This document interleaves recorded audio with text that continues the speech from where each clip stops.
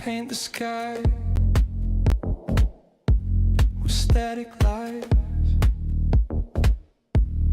flickering screens, and neon guides. Truth dissolves in the digital haze. We're all just pawns in a twisted maze. Purple or blue, white or black, we all bleed red, that's a fact. Fools, fuels, freedoms, that's all we need. They sow division, we plant the seed. Gaslight nation, we see through the game. Tired of the fire, tired of the same.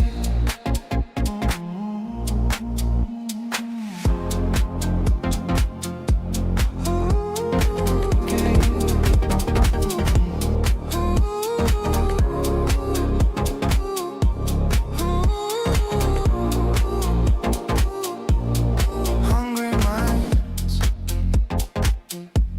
with empty plates, they serve us fear, they call it fate. We're breaking chains, we're waking fast, stay hold on us, we're never lost. Purple or blue, white or black, we all bleed red, that's a fact. Fools, fuels, freedoms, that's all we need. They sow division, we plant the seed. Gaslight nation, we see through the game. Tired of the fire, tired of the same.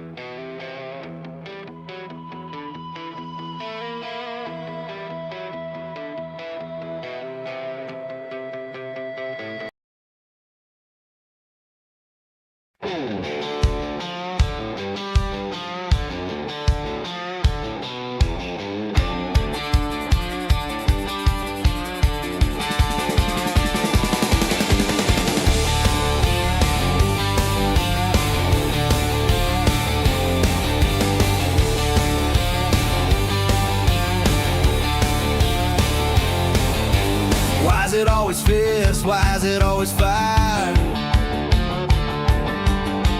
Burning down the towns, raising up the ire. You scream for peace, but you pack your rage.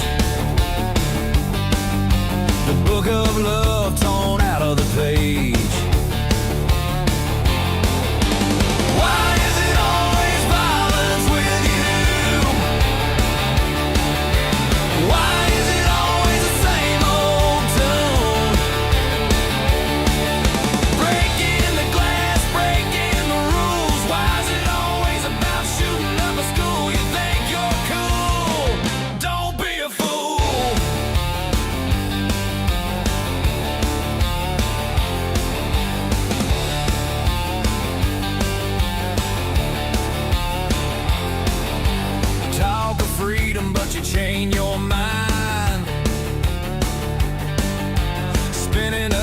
lies, leaving truth behind. Throw your slogans, paint your signs, but a heart in anger, it's never aligned. Preaching loud, but the fists don't lie. All I see is flames reaching for the sky. Why is it always violence with you? Why is it always the same old tune? Breaking the glass, breaking the rules. Why is it always about shooting up a school? You think you're cool? Don't be a fool.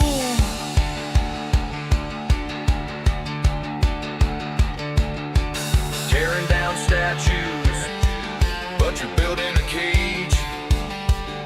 The fight for justice, it's a masquerade. Open your eyes, open. All right, guys, welcome in. This is Life Through a Potato's Eye live. I don't usually start out with letting you know who I am, so I've changed that up. Welcome in and welcome back to the stream. So today, excuse me, get this pulled up here. So, you know us potatoes. We got lots and lots of eyes. We like watching all the interesting things that the humans do up top. And today I'm going to be discussing a few different topics. We've got some Americans pressing their lucks overseas, a judge stepping in to block the birthright citizenship executive order, and 3 different active shootings that had happened in the last few days. So let me get in here. How's everybody doing today? Doesn't look like we're getting any actual chat on the screen today, so I'll go ahead and just remove that. If I can get there. All right, so we'll start out with our 3 most recent stories and work our way back. The first one I had heard about was there was a shooting in Bondi, Australia. Tendencies and not actually really? either act. So this one here, at least 12 have passed in Australia, including suspected shooter. This was apparently targeting the Jewish community.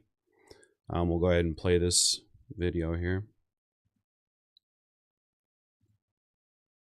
Oh, of course. Welcome to Club Champion. Welcome to lower scores, longer drives, and round after round of holy. Oh yeah. Full bag fittings are just $100 Maybe. at clubchampion.com.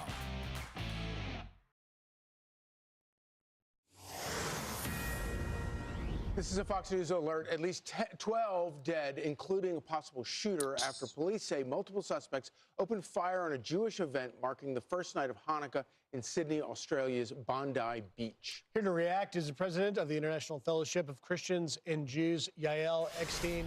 Yael, thank you for getting up for us this morning. Your reaction to this tragic news in Bondi Beach.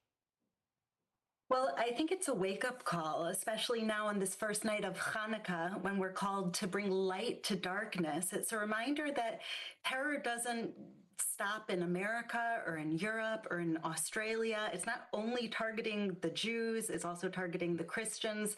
That the answer to this darkness is light. And as I'm watching you with the Christmas tree behind you lit up beautifully, well, Sorry it's if that still was a dark in little low. New York. It's something we have to come together in. This biblical word of Hineni, here I am. All right, so I guess, sorry guys, kind of off my game today. Welcome into the chat. Wickmoto, you were first. Thank you very much for getting in and getting this chat started. His words of love, welcome. Thank you for being here. Mr. B, of course, always, as always, good to see you guys. Foofy, good to see you. Mushmouth, Good to see you. For some reason, I'm just really wasn't really prepared. There's a lot of stuff happened in the last few days, and it just kind of caught me off guard. So I wanted to cover this new stuff, but I also want to get back into some older stuff and talk about some things that I want to hit personally, but the new things that are happening is important to share. I'm also trying out some new filters on my mic and things like that. I think I've gotten everything figured out, but if anything ends up acting funny, please let me know. And the internet has been acting funny, so if anything starts to act funny, please let me know. Blood Logos, welcome. It's good to have you in. All right, so again, back in Australia, like Foofy's saying, oh, in Australia where guns are banned. Yeah. So no one could legally protect themselves against this. And that's exactly what I'll be bringing up as well. Yeah. So I'll go ahead and restart this. Willing to do what's hard in order to. This is a Fox News alert. At least 12 dead, including a possible shooter, after police say multiple suspects opened fire on a Jewish event marking the first night of Hanukkah in Sydney, Australia's Bondi Beach. Here to react is the president of the International Fellowship of Christians and Jews, Yael Eckstein. Yael, thank you for getting up for us this morning. Your reaction to this tragic news on Bondi Beach. Well, I think it's a wake-up call, especially now on this first night of Hanukkah, when we're called to bring light to darkness. It's a reminder that terror doesn't stop in America or in Europe or in Australia. It's not only targeting the Jews, it's also targeting the Christians. That the answer to this darkness is light. And as I'm watching you with the Christmas tree behind you lit up beautifully, well, it's still dark in New York. It's something we have to come together in. This biblical word of hineni, here I am, willing to do what's hard in order to do what's right. And I believe the answer to darkness is light, and the answer to hatred is love. But Yael, let me play for you if I can. And I'll have to agree with that. We need to come back to a unified understanding. We need to get back to caring for each other. Like Foofy mentioned, firearms have been banned in Australia since 2018. So there shouldn't be anybody that has a firearm. And I'm pretty sure 28. I could be wrong. Sorry. I just want to clarify. But they shouldn't have any weapons available, right? I thought that's the point of a weapons ban. So how did the people that are out to cause harm, how are they getting a hold of them? And then, like Foofy mentioned, no one else could be owning them legally. And I wanted to go to a decent source of reporting, so I'm not viewing the video that I viewed originally. So it was just somebody that was just recording. They could have potentially been a hero. Like, I'm pretty sure somebody does end up being a hero in this video. And so I'll go ahead and let you see it. The Prime Minister of Australia, Anthony Albanese, who was asked at a press conference just minutes ago about whether or not his government and his administration is doing enough to combat anti-Semitism. Here's a little bit of what Prime Minister Albanese had to say. In September, your government recognised a Palestinian state. Your ministers have attacked the Israeli government. Senior ministers refused to visit the sites of the October 7 massacres. And you created a special Islamophobia envoy alongside an anti-Semitism envoy. Have you taken the threat of anti-Semitism seriously, and can you guarantee the safety of Jewish Australians? Yes, we have taken it seriously, and we've continued to act. We've continued to work with Jewish community leaders. Yael, do you feel that his government's doing enough? I think we have to hold all of the governments accountable, but we can't only turn to the government. We have to do what we can in order to bring light. I was here in Israel on October 7th, and since October 7th, every single day, the International Fellowship of Christians and Jews has been distributing food. We've delivered over 6 million meals since then, placed thousands of bomb shelters to save lives. We've gone into Syria to set up health clinics and life-saving food box distribution centers for the Christians that are being targeted inside of Syria. That what I believe and what the fellowship sees every single day is that we have to hold the governments accountable, but it's us, as maybe you want to call the silenced majority, the millions of Jews and Christians and people who sanctify life, who have to stand together in action, not in self-righteous anger behind our screens, not doing anything but pointing fingers. But every day we can do something good to bring light. And during these times. So this is, like I said, this is a video I didn't view myself, so I wasn't completely sure exactly what all it had included.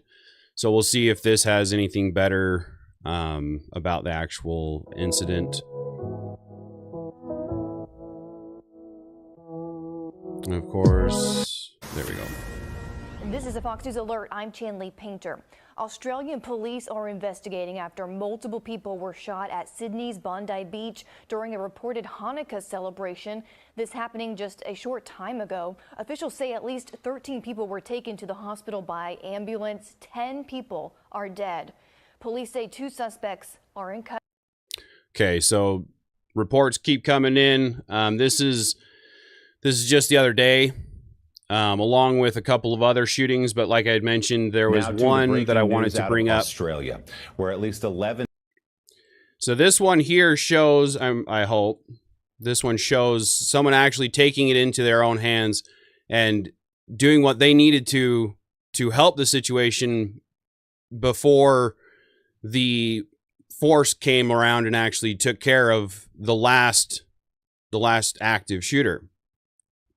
So again, the bystanders have the capability of helping. They want to help. If they have the full right to help, like they should, they'd be more willing, apt, able to, whatever.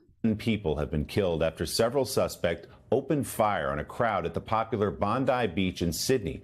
Police say the shooting was a targeted terrorist attack on a Jewish celebration. NBC's Raf Sanchez has the latest details. Raf, what more can you tell us? Well, the Australian authorities are calling this a terrorist attack aimed at the Jewish community as it was celebrating the first night of Hanukkah. Here's what we know. At least 2 gunmen armed with long guns opened fire on a Hanukkah celebration at Sydney's famous Bondi Beach. Police say at least 11 people were killed, plus one of the gunmen. The second gunman is in custody in critical condition. Authorities are investigating whether a third individual was involved. And amid the horror, there was also heroism. There is a video that is a little difficult to watch, but I want to show it to you. You see that man in white running up and tackling one of the suspected gunmen. There is a struggle, and then you can see he wrestles what appears to be a shotgun out of the man's hands. Now, that man in white has not been identified, but local leaders are hailing what they say were extraordinary.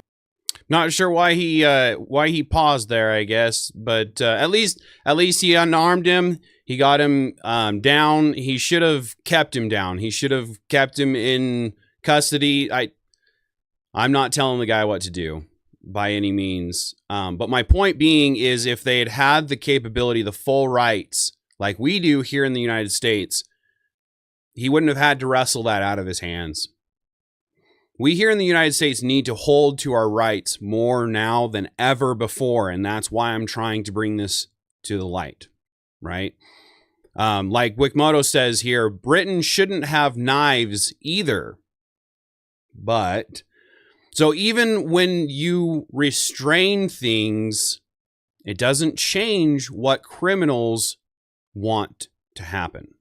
Whatever they want, they end up usually getting, because they don't care about the restraints, the laws that we give them. So we need to get back to unified understanding and holding people accountable in the moment. The The world is good, Foofy, yes, absolutely, but it's filled with evil. You must protect your rights to defend yourself and others. And I completely agree. We need to hold to our rights so that we don't have to be this man who had to wrestle that out of his hands, and he ended up taking a couple of rounds to his arm. Whether that be because he was wrestling it or not, I couldn't completely find the information on.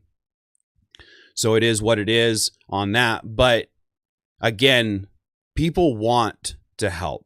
They want to try to do what they can to be the force of good.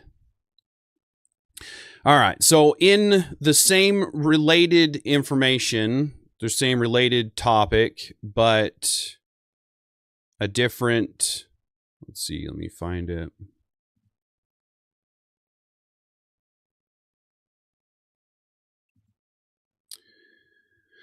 So in Syria, let's see, was it Syria? Yeah. Yes, Syria. There was an attack on our troops as well. So we'll take a look at that. Let's go back to Lucas Tomlinson live at the White House, who has new information for us on the shooter. Lucas? Mike, we just received word from the U.S. Central Command, which oversees all American forces in the Middle East, saying the shooter was a lone ISIS gunman. I'm going to read the statement for our viewers. It says, quote, on December 13th, today, 2 U.S. service members and 1 U.S. civilian were killed and 3 service members were injured as a result of an ambush by a lone ISIS gunman in Syria. The gunman was engaged and killed. And we heard from Secretary Hegseth, who said he was killed by partner forces. As a matter of respect for the families, in accordance with Department of War policy, the identities of the service members will be withheld until 24 hours after their next of kin have been notified. Updates will be provided as they become available. So just as we suspected, Mike, the shooter was an ISIS gunman. Some news there from CENTCOM saying it was a lone gunman who ambushed this patrol. Surprise, surprise, I guess. I don't know. Again, how is this compatible with the United States at all? I understand this is in Syria, but how is this compatible? From what we've been hearing from the Pentagon, this was a partnered patrol between American and Syrian forces. Remember, you have a new leader of those Syrian forces now, a new president of Syria who was just at the White House last month. The goal of this increased partnership with the Syrian forces is not just to keep ISIS down, but to keep Iran out of Syria, which for decades under the Assad regime used Syria as a forward operating base to move weapons from Tehran to Beirut. It's certainly a tragic day for U.S. forces and a reminder that there are still U.S. troops in harm's way in the Middle East. Some 900 U.S. service members have been based in Syria for years across several bases. This is a country that the United States and the Trump administration still feels is very important and vital to U.S. interests, because recall, just in President Trump's first term, that ISIS caliphate was defeated. At one point, it was the size of Indiana. It was the size of Great Britain, this caliphate that stretched from Syria to Iraq. We remember all the killings. We remember the air war that President Trump had ramped up. And while the caliphate has been defeated, it does appear that sleeper cells still exist throughout Syria. And this was a tragic incident today, this ambush that killed 2 American soldiers, 1 American interpreter, and 3 other American soldiers were wounded, Mike. Lucas Tomlinson. So, yeah, again, I don't understand how that's compatible. ISIS, like Wickmato says, ISIS was the name of a demon. They are pure evil, and worship is a fake god. So this is concerning. Again, going back into that same topic, but not the same news, the same story. So we've got another shooting, 3 within the last 4 or 5 days. This one was at Brown University here in the United States.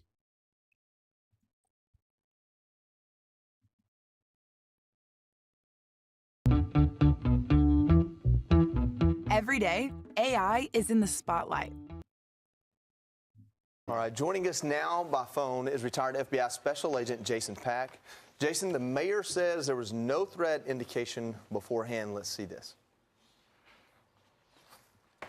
Be able to provide those details. Mayor, how did it happen that something like this might be happening?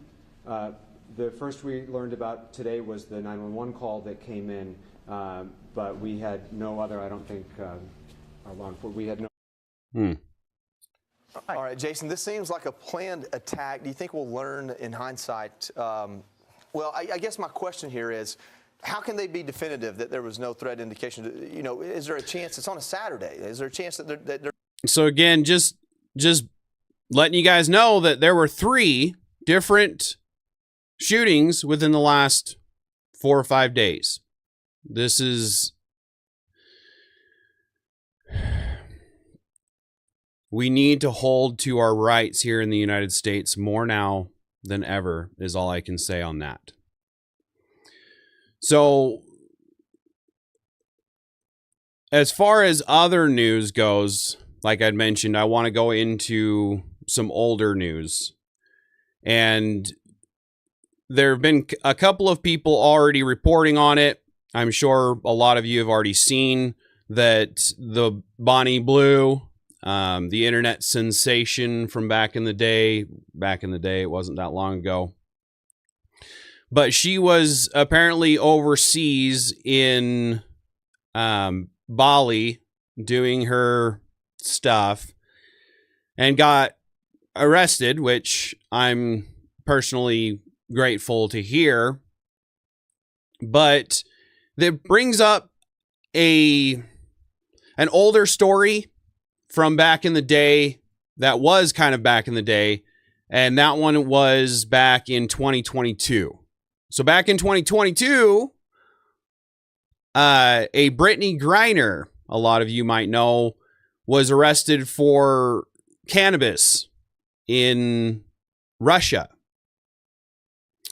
And to get her out, the United States traded over an arms dealer to get the one basketball player out. Where I don't disagree with wanting to make sure our Americans are taken care of and are helped at what cost, right? So we have to be careful of going overseas and pressing our luck with their laws.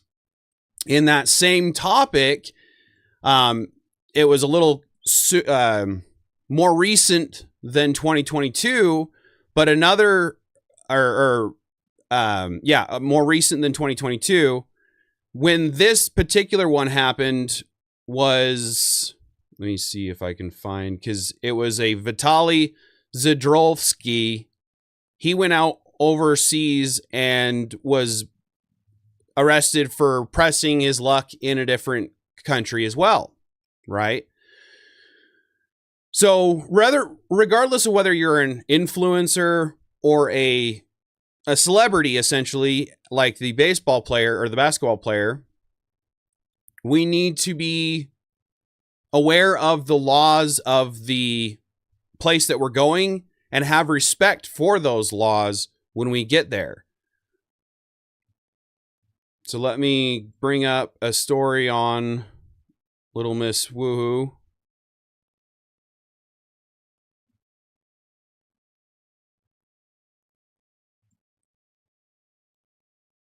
Of course. Let me see here.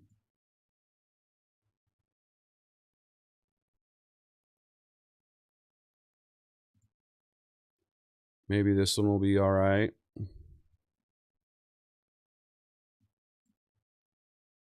That got adult content creator Bonnie Blue in some trouble out in Bali. Or did it? After all the talk about her facing years in jail. Okay, right. I just want to say thank you to Be My Boys that are Sorry, pushing guys. this bank bus. It has had it. And it's that bus that got adult content creator Bonnie Blue in some trouble out in Bali. Or did it? After all... They had a it's called a bang bus? Gross. Come on. What is going on? Like, Bali is pretty strict on their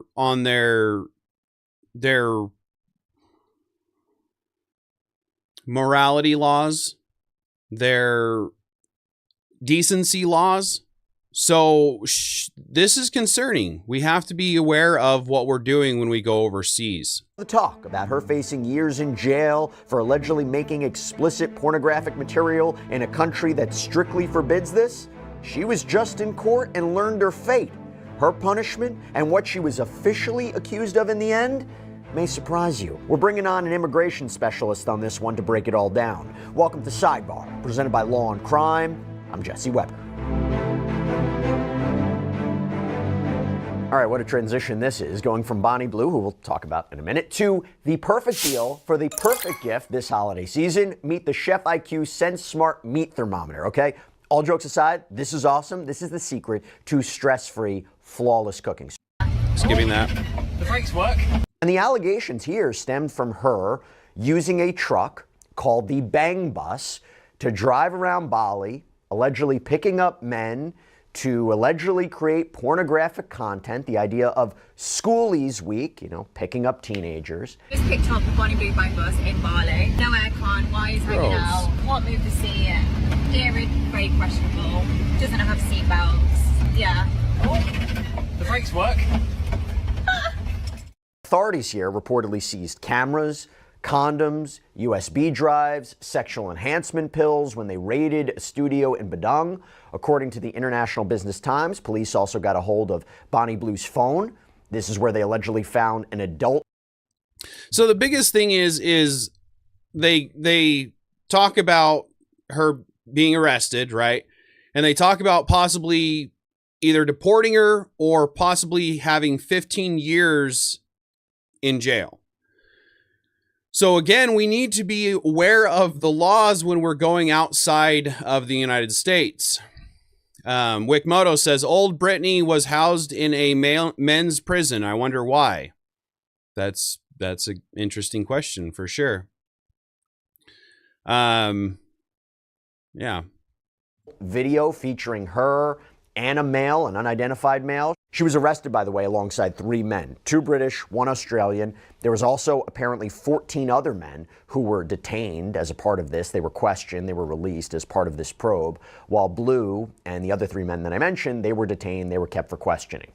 But this appeared to be a joint investigation. It was police and immigration authorities. There were 2 parts to this that it appears that was happening simultaneously. You had the local police chief, Mohammed Arif Batubara, who said that authorities are, quote, conducting a joint investigation regarding activities involving alleged criminal acts of pornography or material that violates decency. Went on to say, while in Bali, BB, meaning Bonnie Blue, should have been traveling, but instead she was creating content. Now, the police investigation started to reveal they may not have evidence that she committed a violation of the anti-porn laws. With respect to the video that I mentioned apparently on her phone, the International Business Times claims that police concluded there wasn't overt nudity or genitalia that was featured in the video, and they couldn't say when or where it was filmed, you know, presumably maybe not in Bali, or if it had even been published online. You had a representative for the Badung police who said, according to the Mirror, when they were raided, they were making collab content about a game where the winner would sleep with Bonnie Blue. No pornographic activities or acts have been found in the collaborative content. But goodness, great. And some reports all apparently be just using underground news because all this stuff is it's boring. There was a lot of reports of people that kind of almost like seemed like they were following her around. I mean, I understand Bali is a tourist attraction, so a good portion of it was probably the tourists in that area. But there were some speculations or something like that that were under an age. And I'm not completely positive on that, but I was hoping that they would talk more along those lines. His words of love. She has done this twice. I didn't know that. Gross. Yeah. If it's the same ones that I'm thinking of, yeah, it's gross. If it's even more, who knows? I mean, she's known for the 1,000 something in a day. She went across somewhere and they told her, no, you can't be here. And I think she left, and now she's in Bali getting arrested. So when are we gonna finally come to an agreement that this is not okay behavior? Yeah, Foofy, disgusting behavior. A bang bus should be the STI bus, because if you're going around with random people, how can you possibly know that they're safe? How can you possibly know that they've gotten their due diligence to know? And STIs, like I mentioned in the upload, that they're on the rise. Not only are they on the rise, but there are a lot of ones that are lifetime, and people don't realize how prevalent those are because people are asymptomatic. They'll stay dormant for a certain amount of time before they rear their ugly head. And so you don't know, you never know if you're active or not, unless there's a breakout. Now, asymptomatic, there's a possibility that it doesn't spread when they're asymptomatic. I don't know for sure on that one, but more than likely, you can't be sure of that. And his words of love: with all these videos and fame, and she still has to record on a cell phone, not with actual cameras.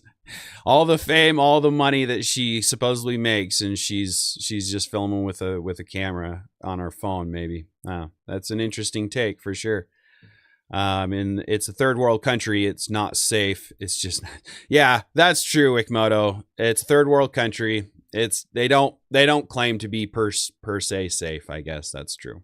Wasn't out of hot water just yet, because she had to appear in court today for traffic violations and tourist visa issues. You see, the Badung police indicated that after 2 days of interviews, they, quote, had not found any pornographic elements, and that everyone questioned, quote, admitted to being at the studio to participate in the production of the reality show content. So it wasn't actual pornographic material, but sort of this game, this reality show. We talked about this on a previous sidebar.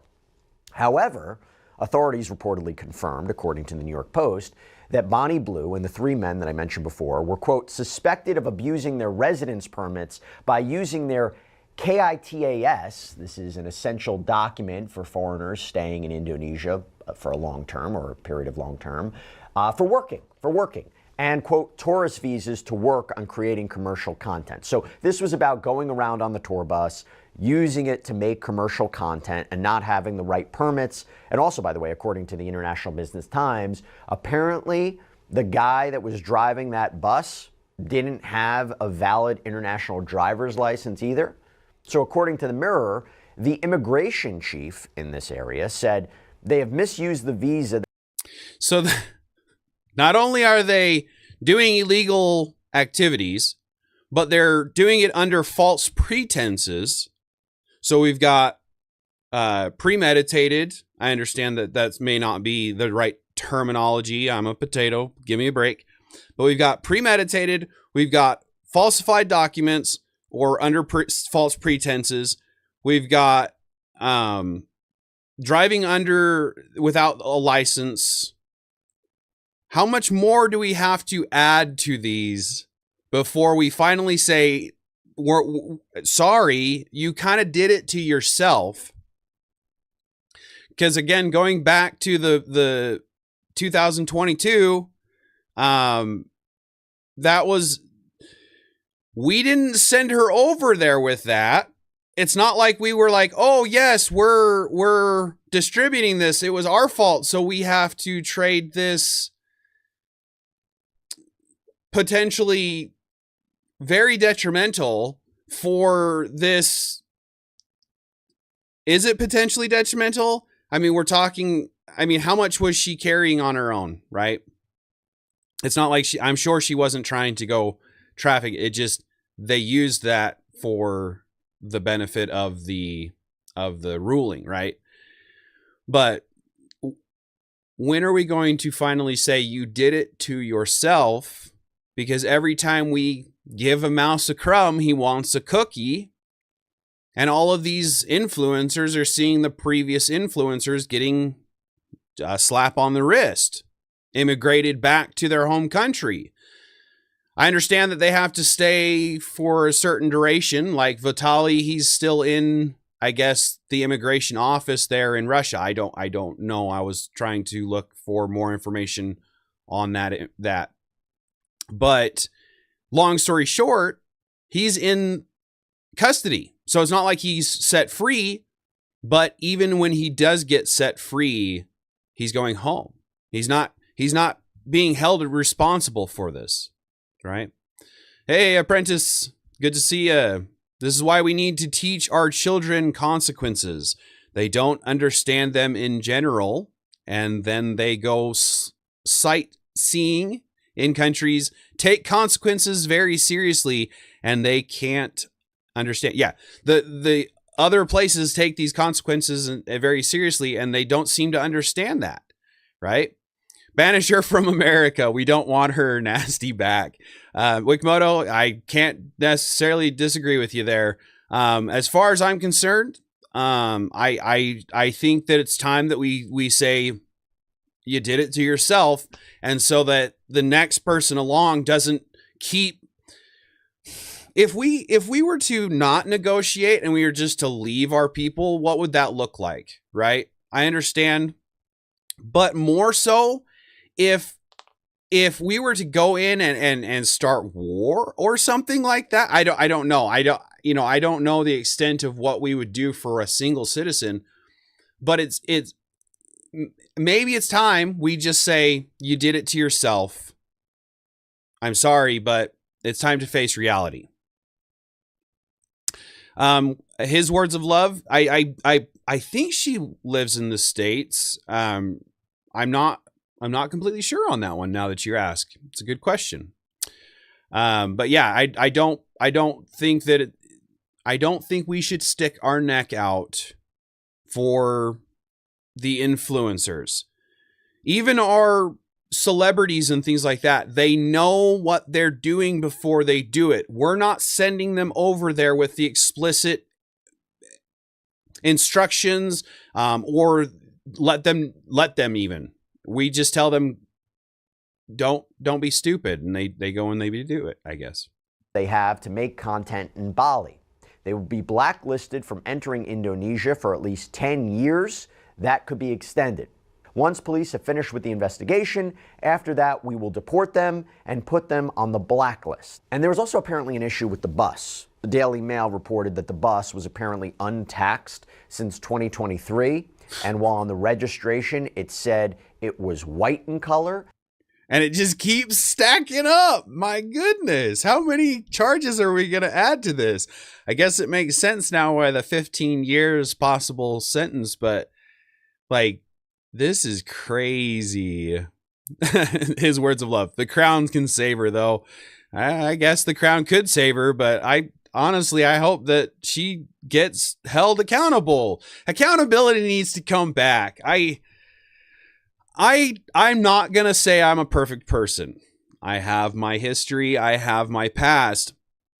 And that's part of the reason I feel comfortable with speaking to you guys, is because I have some history to say, yes, I learned, I grew, I think I know better now. I don't know for sure. And that's why I'm here trying to get out of my echo chamber, trying to get into the public view and understand what everybody else is thinking. I want to be able to help. I want to be able to understand, to be able to break down and help you understand why it doesn't work that way. Like this. This doesn't work like that. It was repainted to blue. The New York Post reported that Bonnie Blue apparently purchased this vehicle for $1,200. So what happens? I say all this, what happens in court today? Okay, after all of this, what happens? She goes to Denpasar District Court alongside the 3 other men. By the way, reporting indicates that the Australian guy is comedian Julian Woods. And what happens? Well, she is hit with a massive, massive fine of $13. Yeah, $13. Are you serious? Oh my goodness. Okay, I didn't see the ruling. This is either new or I didn't see. $13?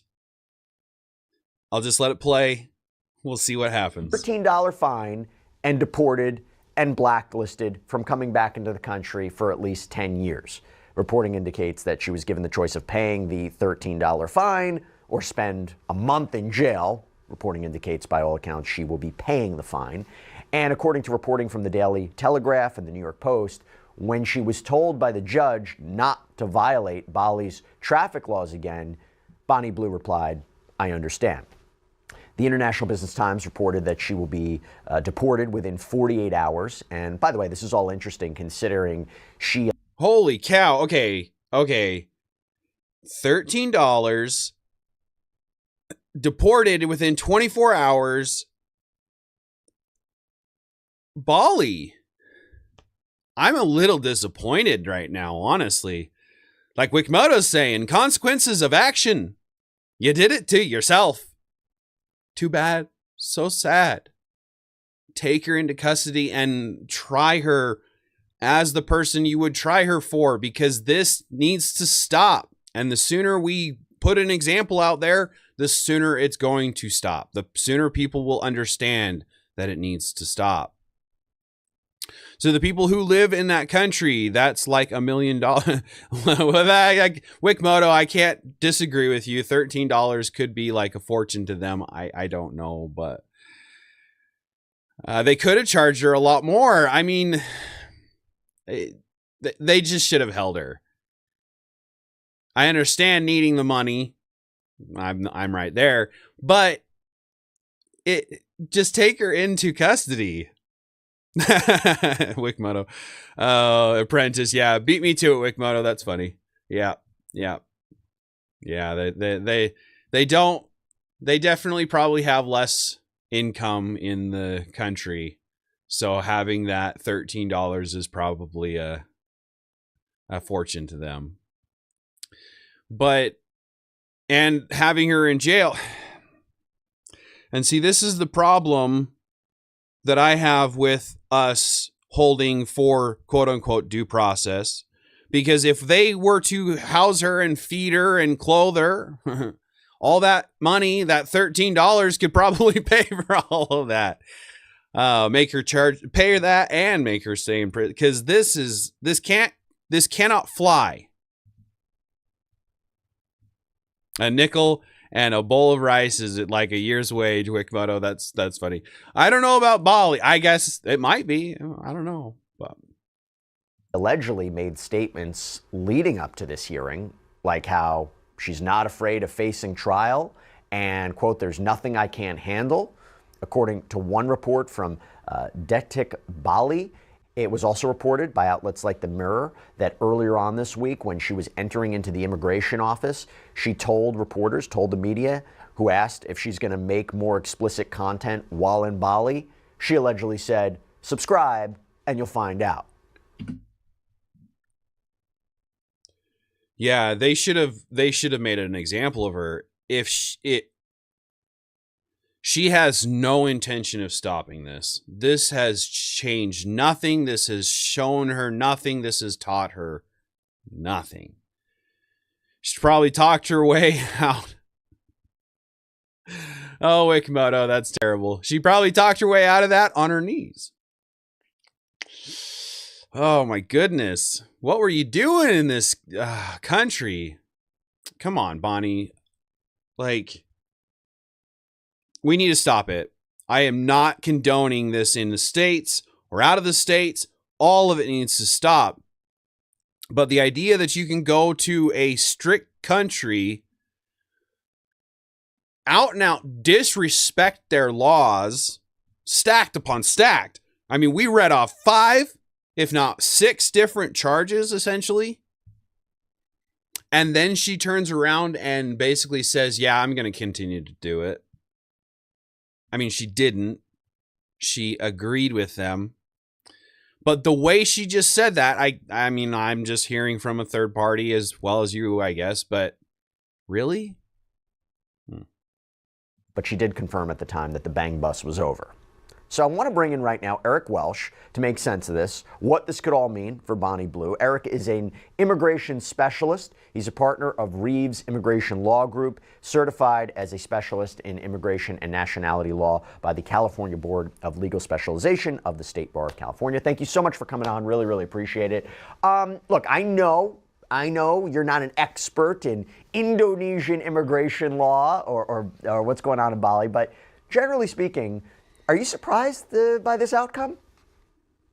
I'm not surprised. I'm not surprised. I mean, given the profile, first of all, I mean, this is a high-profile situation that's happening in Bali. Indonesia is, as you said, an extremely socially conservative country, and they have extremely restrictive immigration policies. Their rules on a tourist visa, of course, that tourism is a major part of the industry in Indonesia, and so they want tourists, but they have a balance, I suppose, in their perspective, where they have to balance that against their social conservative ideas, their norms. And so in a case like this, when you have somebody who has perhaps they're working without authorization, or even if you would say, okay, maybe you're working as something close to a digital nomad, but you're not doing it with the permission of the country. That's one issue. So it's a technical issue. Second issue is the fact that she is acting outside of the societal norms, and because it is somehow so offensive to the country, and because of the profile of the individual, I think they had to take immediate action. At least from their perspective,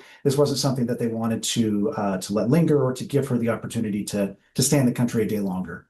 A 10-year ban from coming back into the country? Is that something you've seen before? Well, we've got bans like that in the 10-year ban. You didn't bar her from ever coming back?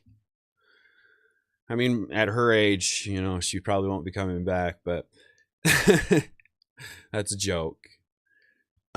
She's actually fairly young, so she could potentially go back and make this all over again. Why would you open yourselves up to this, Bali? Why would you allow her to only 10-year ban? Bar her. Hold her. Make her accountable for her actions. This is ridiculous. States, but not for something like this. I mean, of course, the United States would probably have maybe a free speech element where you might have a defense to even a removal or a deportation based on this.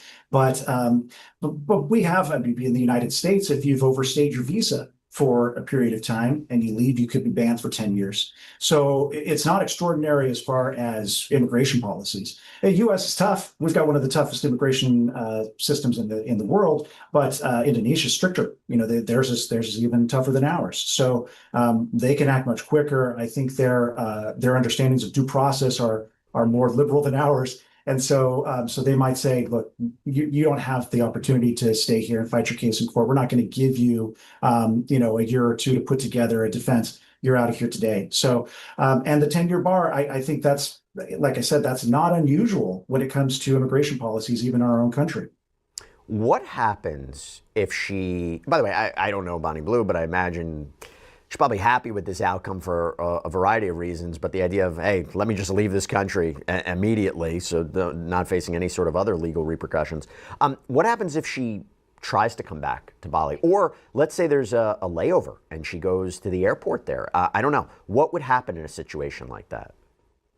Well, so it depends, right? So on the layover situation, she might have special permission to travel through the country. We've got permits like that, transit visas that don't allow you to leave the airport. If you do, it's a violation. You can be prosecuted.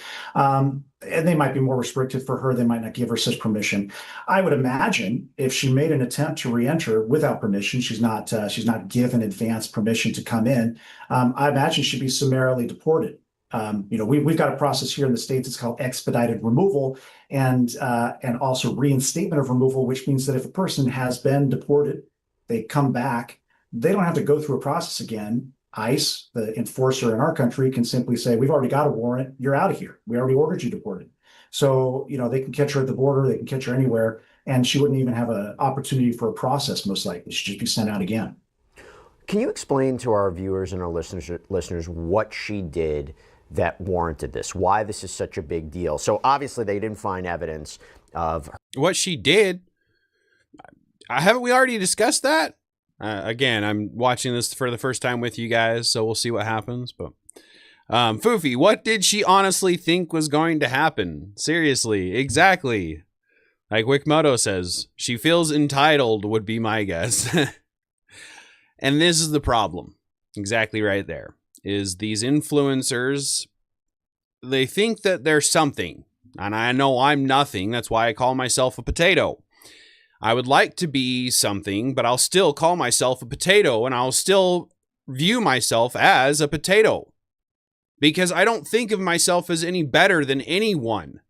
I just see myself as living a life to be able to advise people against. And this is something we need to be against. So I'm not sure what they're referring to there. Well, I guess we'll find out. Imagine being so disgusting a country just wants you to leave. His words of love. Yeah, imagine that. I mean, rather than housing her and keeping her as an example, they just want to get her out of the country. That should say something about her for sure. You would think they have researched these laws before going. Yes, again, I agree with that one for sure. Why are they not making sure that they're not respecting the area that they're going to? Especially if she's going to go make money off of the area, and that's essentially what she's doing. Whether it be through views or be through panhandling, she's going to be making money in that area. You would think that she would have the respect of the area to learn their laws so that she's not doing something illegal. I'd rather be a potato than one of these a-holes. All right, Wigmoto, fair enough. Fair enough. For making pornographic material. If that was the case, we'd be talking about an entirely different situation here. The idea of not having the right tourist visa, not having the right permits to do work, why is this such a big deal? What did she do wrong? What are we seeing in Indonesia and other areas why this is such a big deal? Well, I think on the one hand, you've got the policies about working without permission, which every country to some extent has got rules about who can work in the country, right? So it's protective of the native population, their ability to get jobs, right? So we've got rules in the States too that say, if you're here as a visitor, you can't work. You can't work for a U.S. employer. Now, that doesn't necessarily stop you from acting as a digital nomad, right? So for working for your foreign employer just on your laptop while you're at the beach in Miami, that's okay.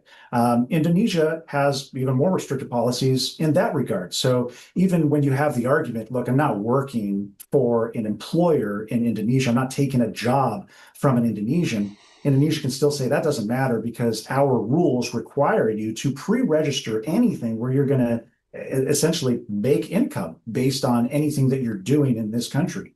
So, why Indonesia has those rules? Again, I think that goes back to the extremely conservative and restrictive immigration policies. This gives them a tool to take somebody like Bonnie Blue and deport her for doing what maybe in the United States and most other countries would be considered acceptable visitor behavior, right? So their definition of a visitor is different from ours.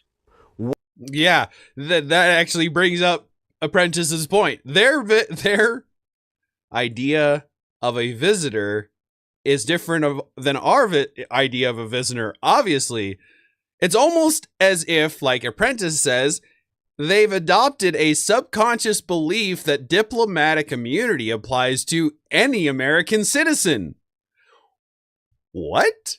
I mean, I'm definitely not disagreeing with him. Why would they think like that? But that almost seems to be the case.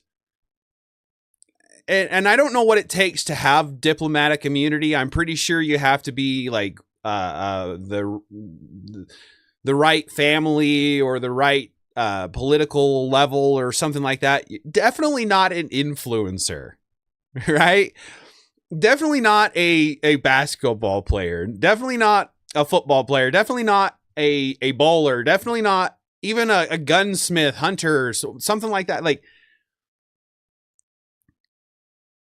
we're just lowly potatoes. Like, why are you thinking you get to go across seas and disrespect people? You're a visitor. You can't go across to your neighbor's house and start wrecking up the place. You don't go over there and start on their couch. This kind of idea, like, holy cow. What is deportation? How does it work now in the next 48 hours? What does that look like for her? Well, so as I understand it, for Indonesia, it's extremely fast, and so they're just going to say, look, you're out of the country. They might give her the opportunity to get herself on a plane, pack her own bags, or they might detain her and escort her and put her onto a chartered flight. But one way or another, they're going to want to get her out of there as quickly as possible. And based on everything I've seen, they're able to do that. So get her out of there as quickly as possible. Man, like, again, like, I can't remember who said it earlier. Imagine being so nasty, the country just wants to get you out. They want to just get rid of her. That is America. I understand she's not originally, like, she has an accent. I'm pretty sure that she's something else. I don't know, Australian, British. I don't know. But to be an American and going across country, you're taking all of us, our name with you. You're an American. We're an Americans. We want our name to be held to a higher standard than that. We've got to get away from this idea. Wikmoto, she's farming the next black plague in her hind end. Oh my goodness. I couldn't read it very well. Just saying, she's got more traffic than a Greyhound station. Yeah, my goodness gracious. Yeah. So it seems to me like she's not going to be in the country more than, probably a few more hours. By the way, one of the things that I really wanted to have you on, we cover interrogations all the time. What's an immigration interview look like? Yeah, well, so at least in my experience of immigration interviews, when ICE or when someone else from DHS wants to talk to an individual or talk to somebody who knows that individual, it's because they're building a case, just like in a criminal case. This is a civil proceeding, so it's not criminal. And as a civil proceeding, it might be a little more permissive with the rules of evidence and with modes of interrogation and things like that.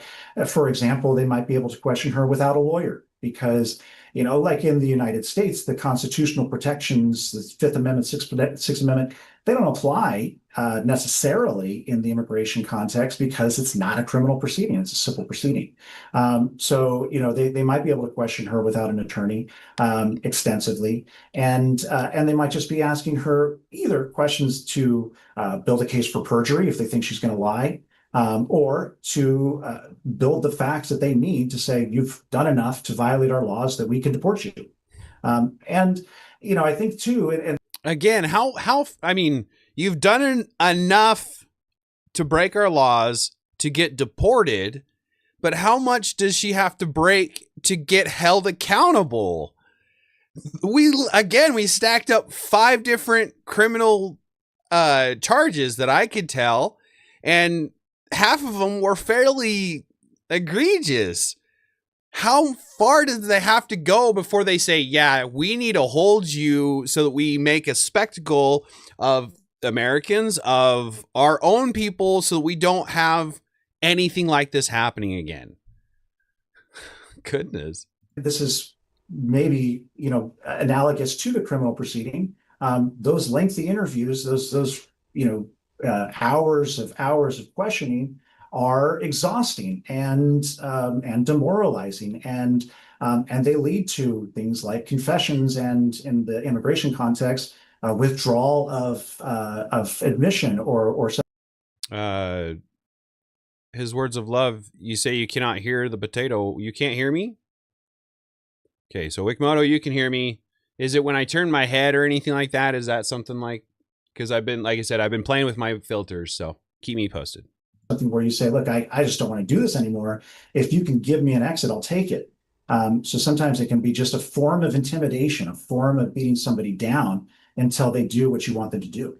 If she's banned from Bali, and essentially she was reportedly banned from Australia, right? I think the reporting was that due to a stun, or there was even a Change.org petition to make sure she wouldn't enter into Australia. They canceled her visa last year. if you are making waves in different parts of the world and getting these bans, does this affect her ability to legally enter into other countries? Well, not per se, right? So, our policy is if you're deported or banned in another country, that doesn't have any immediate bearing on your ability to get into the country. But, I think, again, if you're talking about a high profile situation, there will be things that are known when a person's applying to get into a country. So, she might be applying for a visa to get into a European country or to get into the United States or elsewhere. And they're not necessarily going to say, look, you were deported from Indonesia, so we're not going to let you in here. But they might say, okay, why were you deported? What was the basis? Is that give us a reason to refuse you admission? Yeah, give us the reason. We want to find a reason to refuse you. I hope that they do. Again, we can't go over across seas and disrespect other countries and then think that our name is going to be golden clear to be able to go to another country when we choose to go. We have to respect the other countries to be able to continue to go around to the other countries. We're blessed to be able to travel at all. The ability to move across nations, across seas, shouldn't be something we just willy-nilly take for granted. This is something big. When is it going to get to the point where all the countries just say no more tourists? We don't care about the money. All of these deportations, all of this housing, all of this money we're spending is just not worth it. When is that going to get to that point? Because we have 3 cases. And how many more have we just not heard about? Right? They just weren't big enough.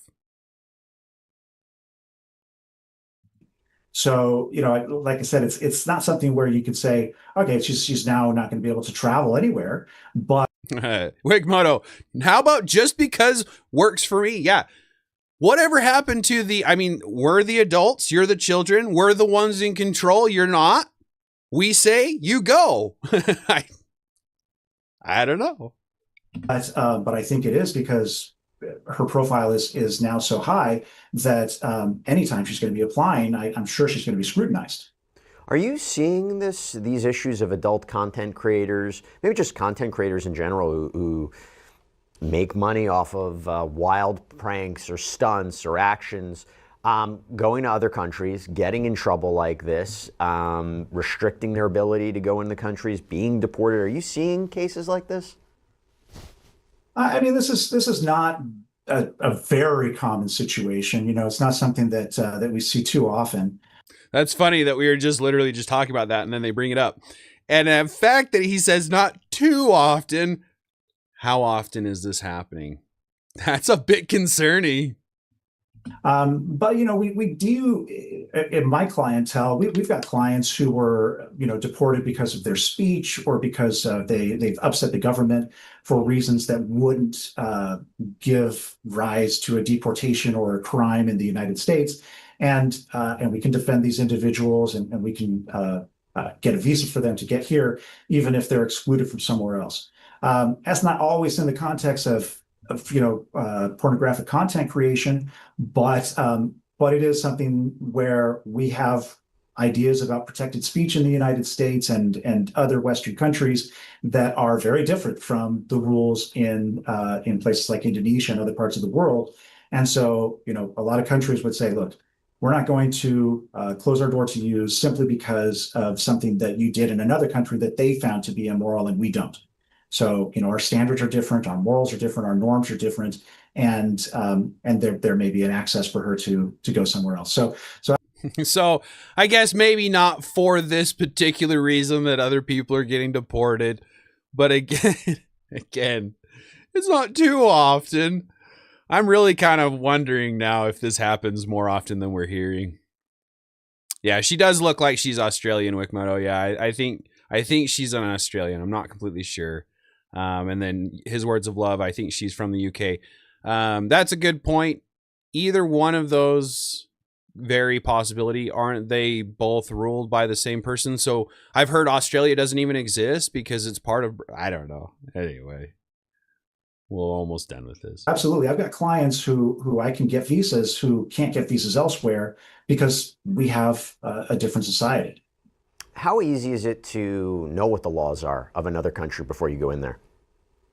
Very hard, very hard. It's hard enough to know what American immigration laws are for Americans. I mean, it's kind of, all systems of immigration law are weird and archaic because they're built over time, piecemeal, based on experiences and changes of government from year to year. You know, even here in this country, as we've seen, our immigration policies in 2025 are very different from our policies in 2024.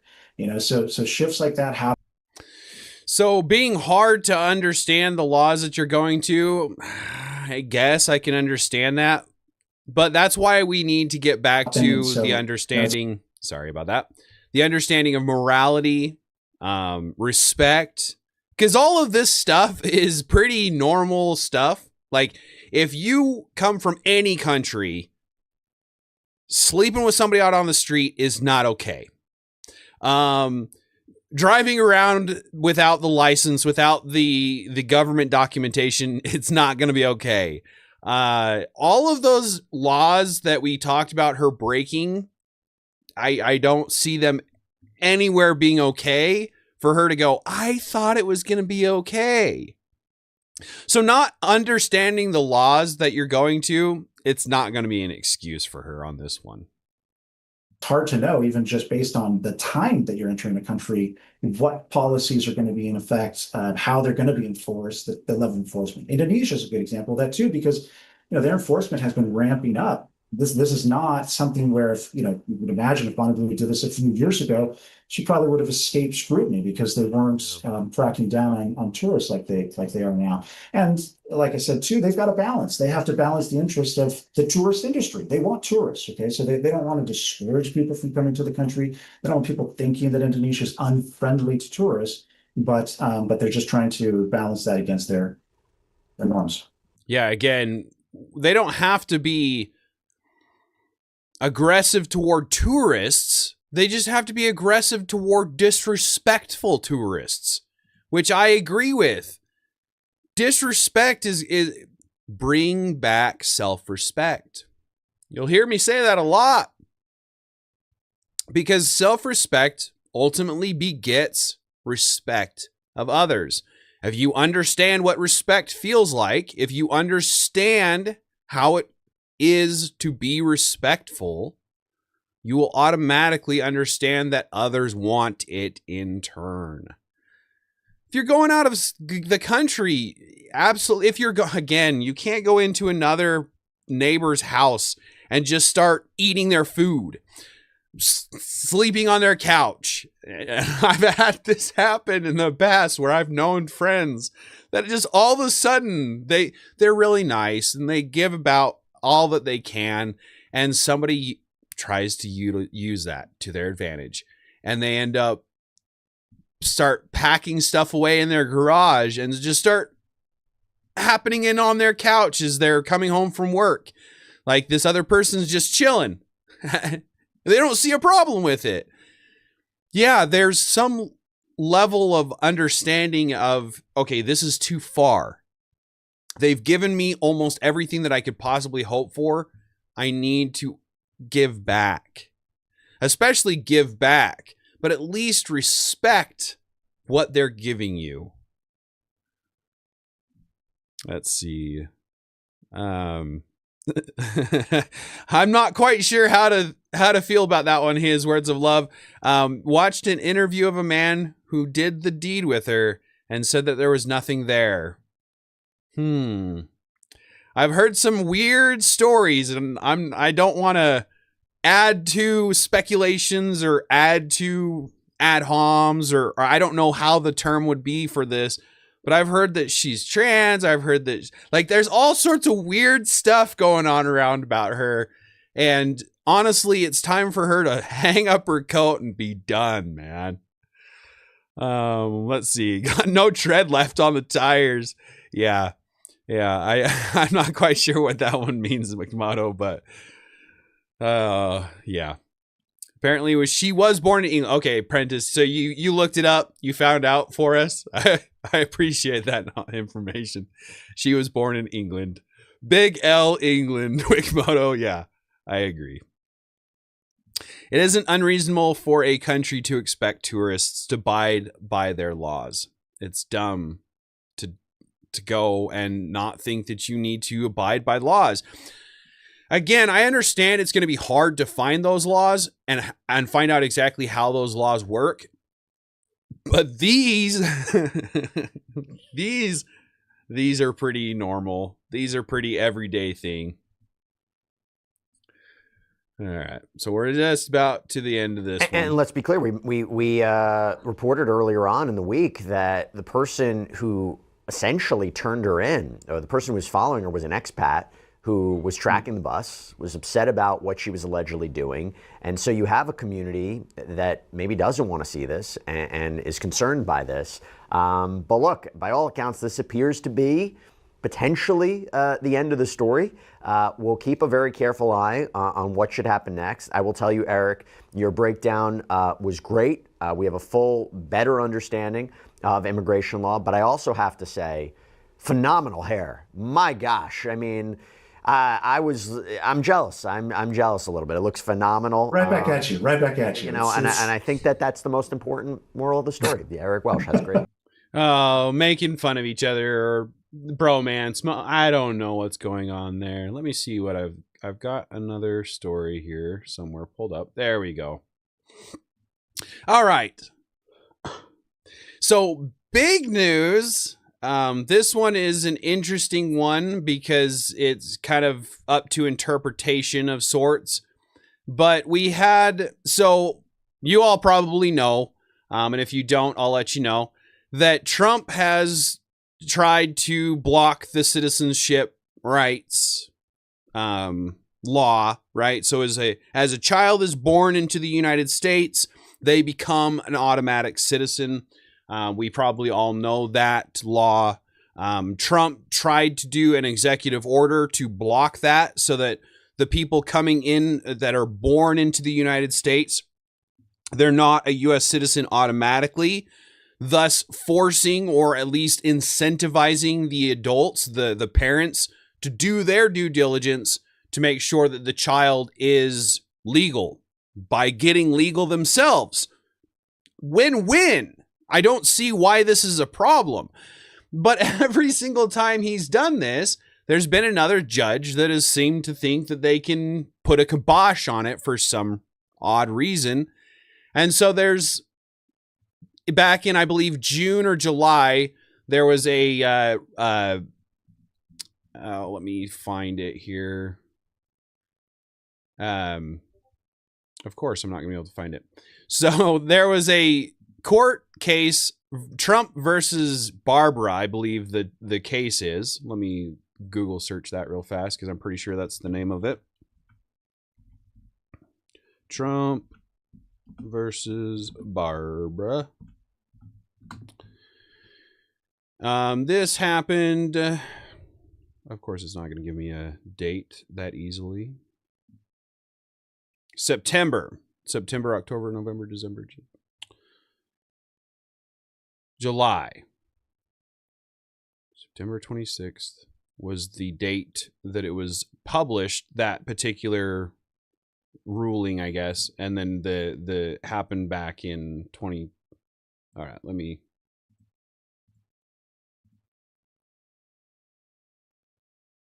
July. So, long story short, I'll bring up this video that I came across, and then I'll break down the understanding of it, and if my computer will do what I ask it to do. All right. Make sure the sound is on. Trump's executive order for birthright citizenship just got blocked. Another win for democracy. Yeah, I saw that. Did you actually read what the judge said? Yeah, he filed a class action lawsuit or whatever and issued a nationwide injunction. What about it? You mean the part where he granted legal status to the unborn? He did what? The judge certified a class of all current and future persons That means unborn children now have legal standing under the federal court. Yeah, so that it's not quite worded that way. So we'll have to be very careful with how we word it in our debates and our rebuttals to the left's idea that they're not a person and that there's no legal standing for that. But like she's saying, they blocked it, and by blocking it, in order to block it, they had to write it a specific way. And that specific way has to include going forward, right? If they don't include the potential new ones, the ones that essentially are really the only ones that are going to be affected by the going forward act of blocking this, he had to write it as if there's a future speculation, a future person, a future individual. Nope, that's not what he meant. Oh, I'm pretty sure he did. He wanted to block Trump so badly, he just accidentally handed the pro-life movement exactly what they've been asking for. But we're pro-choice. We don't do fetus rights. That's your thing, right? But now, thanks to your side, unborn babies have legal status, which means lawsuits can now be filed on their behalf. This is insane. What about immigration? In trying to protect birthright citizenship, your radical left judge just told the people in the court, hey, future people in the womb, you count too. But we've spent years saying fetuses aren't people. Yeah, I know, my body, my choice, until suddenly it's legally somebody else's body too. This is all Trump's fault. Crazy, sometimes you go so far left, you end up right. What? How does that happen? So that's it.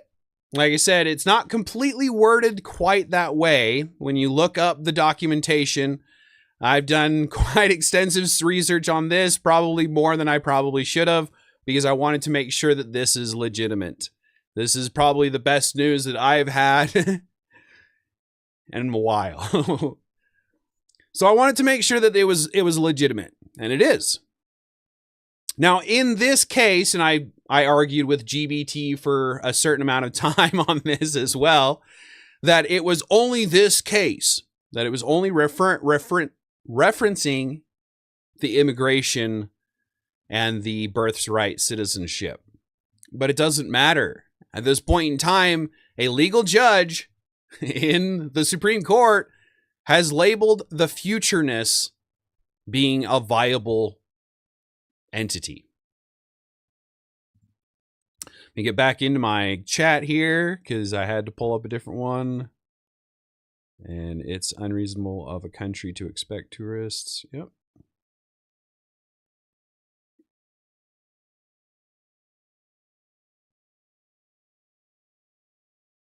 I thought the Supreme Court just sided with Trump on that, like the actual Supreme Court. I thought the Supreme Court just sided with Trump on that, like the actual Supreme. Oh, Wickmoto, maybe. If that's the case, then I could be. But either way, I guess that would be beneficial, right? So if they've been blocked from the citizenship, great.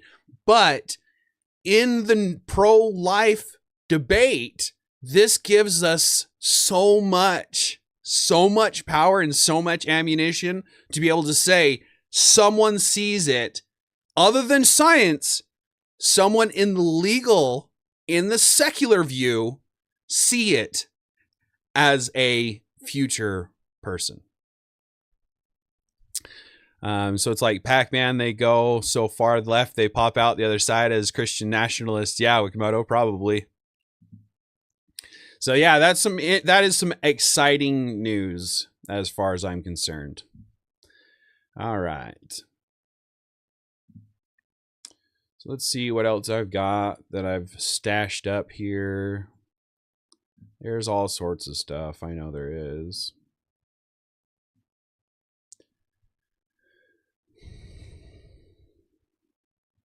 So, something else I've been doing a little bit of research on lately because I wasn't quite sure how to feel about it. It's a little off topic, off subject, but, and this is something that was said. It wasn't as what he thinks. Okay. Humans are now hackable animals. The whole idea that humans have this soul or spirit and nobody knows what's happening inside them and they are free will, that's over, according to this World Economic Forum post.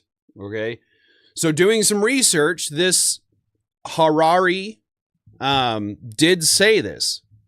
Now, it wasn't as much as him trying to get away with it. I don't know exactly how to say that per se, but it was kind of a warning of sorts, saying that this is potentially going to be happening.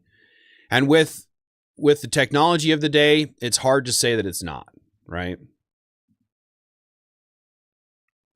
So that was just something that I had been, like I said, kind of researched and trying to find out if that was legitimate.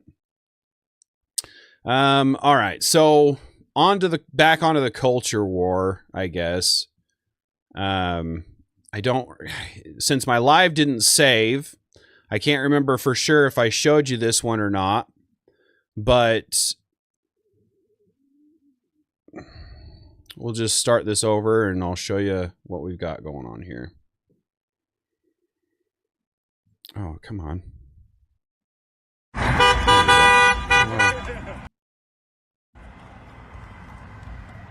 So, Arab horsemen block traffic in Hickory Hills, Illinois. They don't even care. Have no intention of getting out of the way of the cars that are honking. Trying to tell them, hey, we're here. You need to get over. I don't know why I had the volume on. Sorry about that. Right? And nonchalant, does not even care. Could care less that they're blocking traffic, honestly. Or couldn't care less.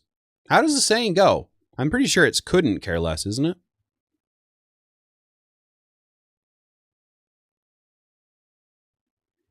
But yeah, so they just, how far? What are we looking at here? Almost 2 miles possibly there? Goodness gracious, that is a length. Yeah. His words of love, those poor horses, they have got to be terrified of all of that honking and all of that noise and all of those cars revving and those bikes speeding around them and things like that. Pack of firecrackers and a bucket of popcorn, watch the show. Wickmoto, that's terrible. Those poor horses. They spook really easy. Yeah. Yeah. So I don't understand that. All right.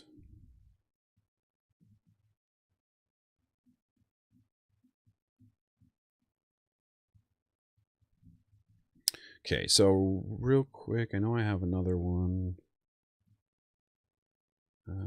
Bookmarks.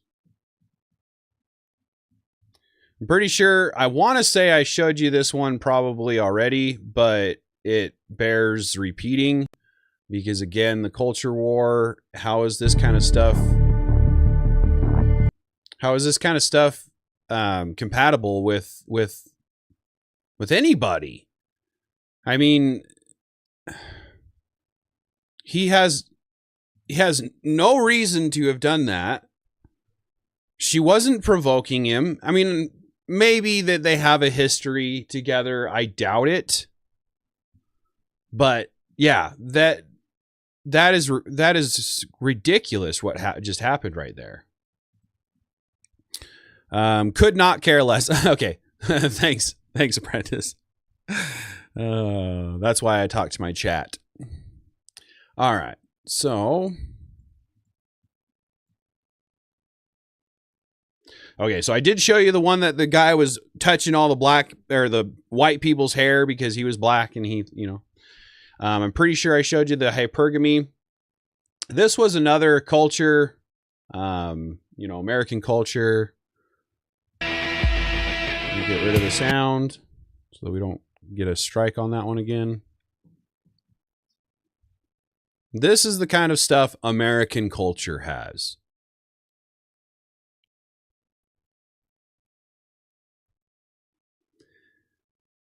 Makes one proud when I see kind of stuff like this, honestly. That's what America's all about.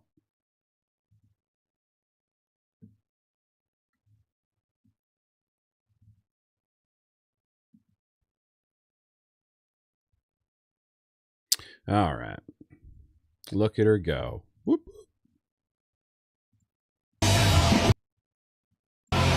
Hey, stop it. There we go.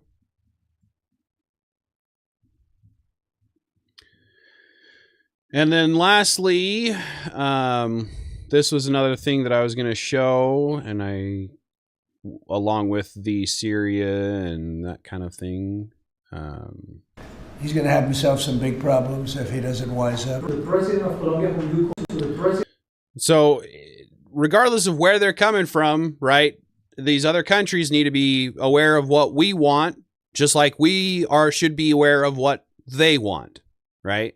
So he's talking to, I believe, Colombia in this one. It's all over the world today, I guess. Sorry. President of Colombia, who you call a drug dealer? No, I haven't really thought too much about him. He's been fairly hostile to the United States, and I haven't given him a lot of thought. He's going to have himself some big problems if he doesn't wise up.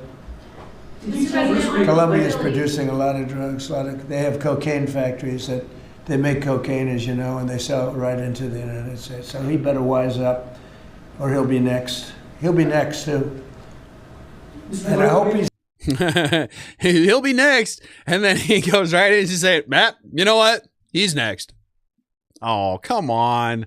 Dang it. Sorry, guys. They make cocaine, as you know, and they sell it right into the United States. So he better wise up, or he'll be next. He'll be next too. And I hope he's listening. He's going to be next. Yes. Mr. President. Because we don't like people when they kill people. And they sell drugs, they kill them in the United States and Colombia. And that's another thing, is the fentanyl and all of the different hard drugs that literally are putting people down, are unaliving people. This has got to come to an end, to the point where we can have a prosperous nation, a prosperous world, right? It doesn't matter. And I understand that they're prospering from that drug trade, but we're not. And we need to start putting the pressure on them, just like we're getting the pressure on us. Is a major manufacturer of drugs, meaning cocaine in particular, as you know. So yeah, the horses, back on that subject, Wickmoto, I didn't ever have any horses myself, but I'm an Eagle Scout, and the Eagle Scout emblem there. But I'm an Eagle Scout, so I've done my merit badges, and one of those merit badges was to do with horses. And so I've been around a decent amount of horses, learning and understanding them, and they are amazing creatures in many ways. His words of love, didn't know that was a thing. Wow. Yeah, that there's some awesome stuff that happens underground that we don't really hear about. And so I like to bring things like that up so that you can see the different cultures, the different things. We all know about paintballing and things like that.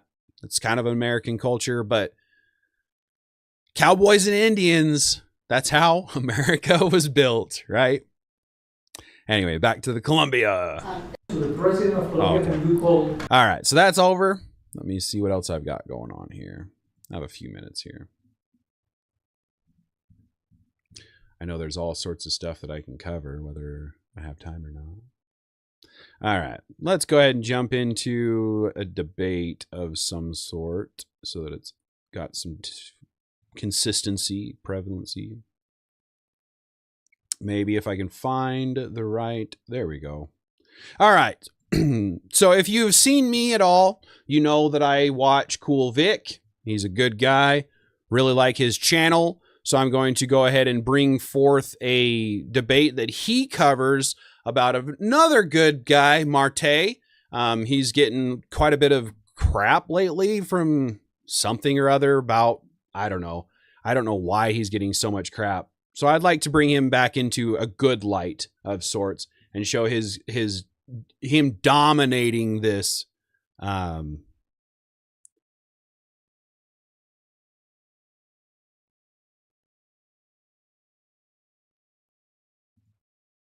see. Okay, hold on. Sorry. Got distracted there. Let me get back into it. All right. So let me go ahead and start it for you. I've also swapped blood really? with my son. There Today, I'm surrounded by 20 anti-aging skeptics. But I see it, and I think a lot of people in this world today see it as selfishness. This life here, to assert that we should attempt to stay here indefinitely, is to kind of stay in the spiritual sandbox and not choose to go to the next grade. And that's great. How's it going, Brian? How you doing? Good to see you. Nice to meet you. My name is Marte. I'm an IFBB professional bodybuilder. I'm a pro in 2 world-class sports. Pleased to meet you. That's a nice custom jacket you got, Marte. Question about the sleep conundrum that we have here today is we have a biological imperative, do we not, right? We have mothers and fathers, and right now we have a population decline that's happening. Pretty sure you already know this, which this offsets that. If you want people to last longer and live longer, we want people to actually proliferate and have more progeny, right? Well, this presents another example because of time. We're limited on time, and we would say that time is money. Well, during the formative years, when kids are being raised, guess what's happening? The mother's not getting sleep. She's waking up. The father actually has to go outside to work. She has paternity leave. Yeah. All this stuff happens. So that's the problem now. You're stuck at a crux to where we have to figure out how to reconcile this time issue. That can never be reconciled if we want more kids and we want. And this is part of the, excuse me, this is probably part of the reason why I used his stream, because they remind me to remind you to like the stream. If you haven't liked the stream already, please like the stream. Please send me out there, share me out. I know I'm just getting started and I'm probably pretty rough, but I would like to get going and I would like more people to give me feedback so that I can be better in what I'm doing. But Marte here on the right is debating this gentleman on how we should parent our children. That hasn't really come into what we're dealing with here, so I'll kind of explain it. But this gentleman here thinks that they should be given pretty much whatever they want. So we'll go ahead and get back into it. On a bigger population bloom, we need more women to have kids in this nation to produce, which means that people are going to be lacking sleep in the other interim at the end of this. Yeah, I agree with you. Yeah, I think we should have more babies. I think it's a good idea. And, I have 3 babies. And so what I'd argue is that you can have babies, you can have a family life, and you can also prioritize sleep. So for example, if I did this again, I would sit my kids down, even at the earliest ages, and say, we are a family that prioritizes sleep. So that means every day we have our final meal at this time. And I won't disagree with that. That's good. We need to get back to a solid schedule for sleep, for work, for food, for whatever the case is. But we need to get back to having a good, solid base. And sleep is one of the biggest ones. Everybody turns their screens off at this time. We have a wind down routine before bed where we maybe read a book, maybe we do a breathing exercise, what we call breathing exercise. Gay. Hey, kids, let's do a breathing exercise. What the fuck? Calm ourselves down. We go to bed. I mean, I don't disagree with Vic here. We need to have a solid, whatever that kid does, whatever that kid is able to do to get to sleep. Personally, I learned how to meditate. I learned how to shut my brain off because for me, I don't know, maybe I'm OCD, ADD. There we go. Too many letters. I know I'm OCD, but ADHD or ADD, where my mind just won't stop, right? So when I was younger, I used to have like the radio playing and sometimes even a TV on so that I could focus on one thing, or my brain would be trying to grab at other things to focus on, right? So you have to laser focus into that one thing. So maybe a breathing exercise might work for some, where I worked on meditation. I worked to understand how the brain works. And meditation is that, you know, what do you want to call it? Astronomical, foofy stuff. I don't know. Most people don't believe in it, but it does have a place to understand who you are, whether you call it spiritual or call it not. It is understanding who you are so that you can be better to shut your brain off, to relax, to be able to go through life how you need to go through life. And again, I'm definitely not here telling you that I'm the perfect person to be saying this. I'm just a person that has lived my life, seen the degradation that happens, the degeneracy that happens without sleep. Degeneracy doesn't have to be a sexual thing. Degenerate. In other words, going back from something that's ideal. So ideal sleep, ideal food, ideal lifestyle. We need to get back to the ideal or as close as we can. It's probably never going to get back to there because we've gone so far to one side. We can only get back to halfway back to that other side, but we need to try to get back to at least that halfway point if we can. Nobody gets out of their bed unless it's an absolute emergency. And then, because you can't wake somebody up. In the morning, everybody gives everybody either a 1 to 5 star review on the star chart. What the fuck? Dude, what the hell? 1 to 5 review star chart? Yeah, he beat me to that one. Oh my goodness. No. The kids don't get to review the parents. You can give them stars. You can give them the carrot or the stick, right? The carrot being the star, the stick being some kind of repercussions. But to give them the allowance to rate you and how well you're doing as a parent. Dude, does this guy really have kids?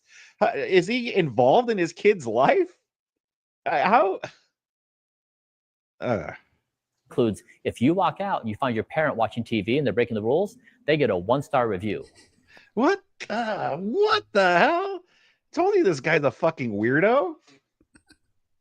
I mean, look at him. And I'm pretty sure Marte mentions in the chat that like in person, his skin looked, well, I mean, you can see the dude looks like an animatronic robot or AI or something like that here.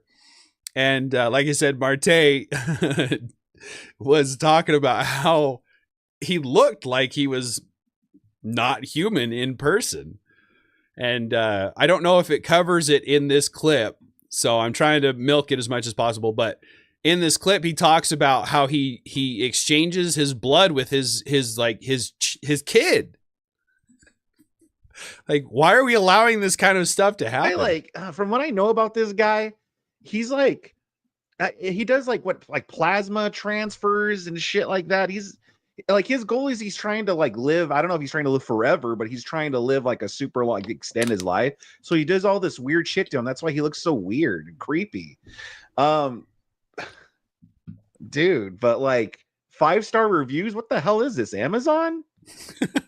But again, like he says, he does plasma, and that's from his kid. That's from his own kid. Now, where else are you going to get it? Where else is going to be as efficient if you're using it to make yourself young? Then you need something that's going to be young to be able to get. It's like, yeah, we won't go into that. And why is he letting the kids review him? That's not how that works. If anything, you should review the kids. You shouldn't have a review system at all. You shouldn't have a review system at all. Exactly. There shouldn't be a review. It shouldn't be 1 through 10. It should be you did right or you did wrong. Because this idea that there can be gray area, again, like I talked about in my previous videos, this idea that we can agree to disagree, we're going away from each other, we're not finding that middle ground somewhere. We can agree in some things. We can disagree in some things, and we can stay in the center at that point. But to agree to disagree, you're literally pulling apart. And the more we do that, the further away we get. Okay, we'll agree to disagree. Okay, we'll get and it keeps going and it keeps going. It doesn't ever stop. It's a family culture of sleep where it says we're not going to be on screens all night long. When you wake up, you're not going to be on the screen. You're not going to have a pint of ice cream right before bed. Like these really basic things. So I'm just arguing that there is a family culture and there is a society culture. Real quick, that was let's see, that Dave Alyssa, he's one of the guys in the chat. He says, this guy has victims, not kids. And I have to agree with him. Wikimoto in our chat, the dude eats puppies. I don't know. I'm not gonna, disavow, whatever. I don't agree. I'm not saying that he does, but dude looks weird.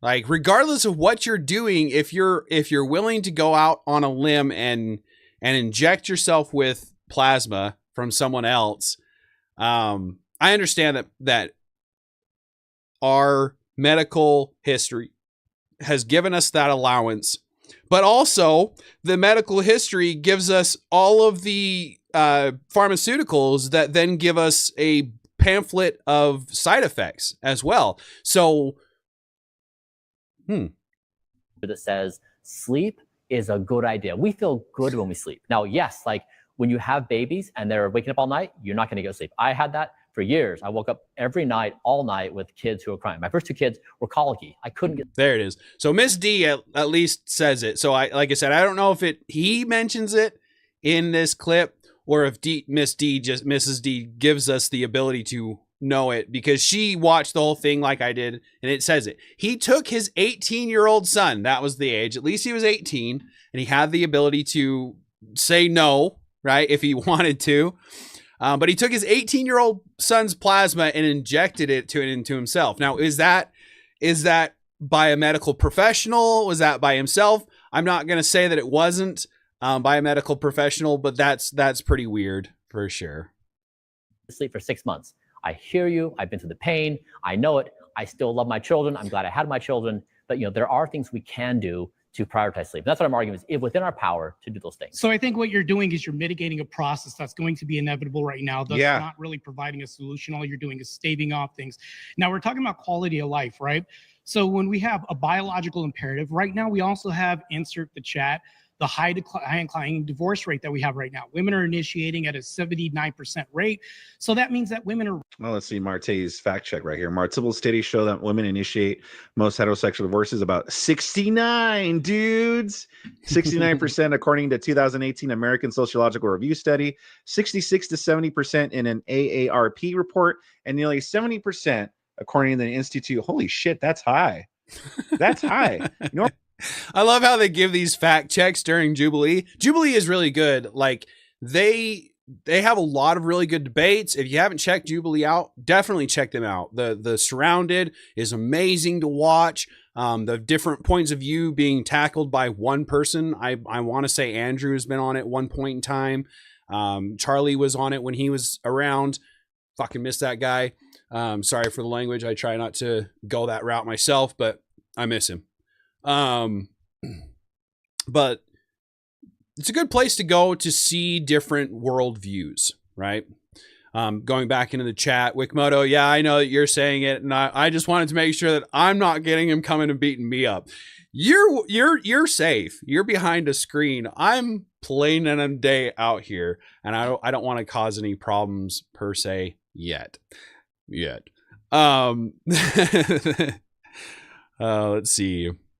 Apparently give him time to turn his juicing and maybe. So Apprentice, apparently give him time to tune his juicing and maybe he'll last forever, maybe. His words of love. There's a ton of interview of that guy, but yeah, that's exactly what he doesn't. So there's more interviews with this guy, this crazy looking guy. Like, I might have to go find some of them. Normally, when you see the number 69, you go nice, but not in this context. Not in this context. This is not nice. That's high. Marte made an excellent point. I mean, like I mentioned in the upload that I uploaded earlier today, 70% are by women. So 69, 70%. I understand that they're going to vary depending upon which study you go to and things like that. But when you look into the divorce rates of heterosexual, homosexual, and vice versa with those, it's amazing to see. We'll just leave it at that for now. Just delaying the inevitable process here. Raising kids by themselves, whether or not we could say they're running men off or doing anything else, or the men are leaving, abandoning their kids. They're doing this by themselves, thus decreasing the chances for sleep even more, eroding this process of having nuclear families to even have more time to sleep. And also men are being subjected to child support, having to work more hours. There's almost no way that we can get around this conundrum of the time things. And again, it goes back to, so I come from a history of my father was extremely diligent in making sure that we were taken care of on his allowance, his ability to provide. And I understand I'm an old spud. I'm to the point where I'm like leather, right? But my father worked 2 and 3 jobs back in the day where money went further. He worked 2 to 3 jobs to put the food on the table for all of us children. My mom, they did the crunch the numbers, and they found out what it would take for her to go to work and for her to then pay daycare, and it would literally not give us any more income. All the money that she would make would then be put back out into childcare, right? So it doesn't do us any good. We need to get back. And I understand, again, we've gone so far away, we're not going to be able to find our way back to the original nuclear family home, but we need to get back to as close as that as we can. Hey, Rubber Ducky, good to have you. Good to see you in the chat. Appreciate the engagement. All fun and games until the missus gives you 3 stars for your performance last. His words of love. Yeah, I didn't even think about that one. If we're giving a rating score, could you imagine? Could you imagine the man doing that in turn? Like, oh my goodness. Divorce should have substantial reasoning, not just that you fell out of love and you want to go your separate ways. Want to go out each. There we go.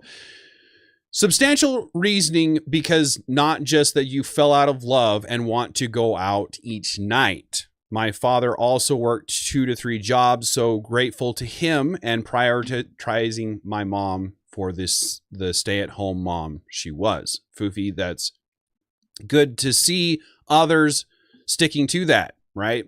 I know in this day and age, it's going to be very hard for us to continue with that, but we need to get back to as close to that as we can. And the way we're going to do that is by reducing the women in the work field, reducing the allowance of that 2-income home. I don't know how that's going to go yet.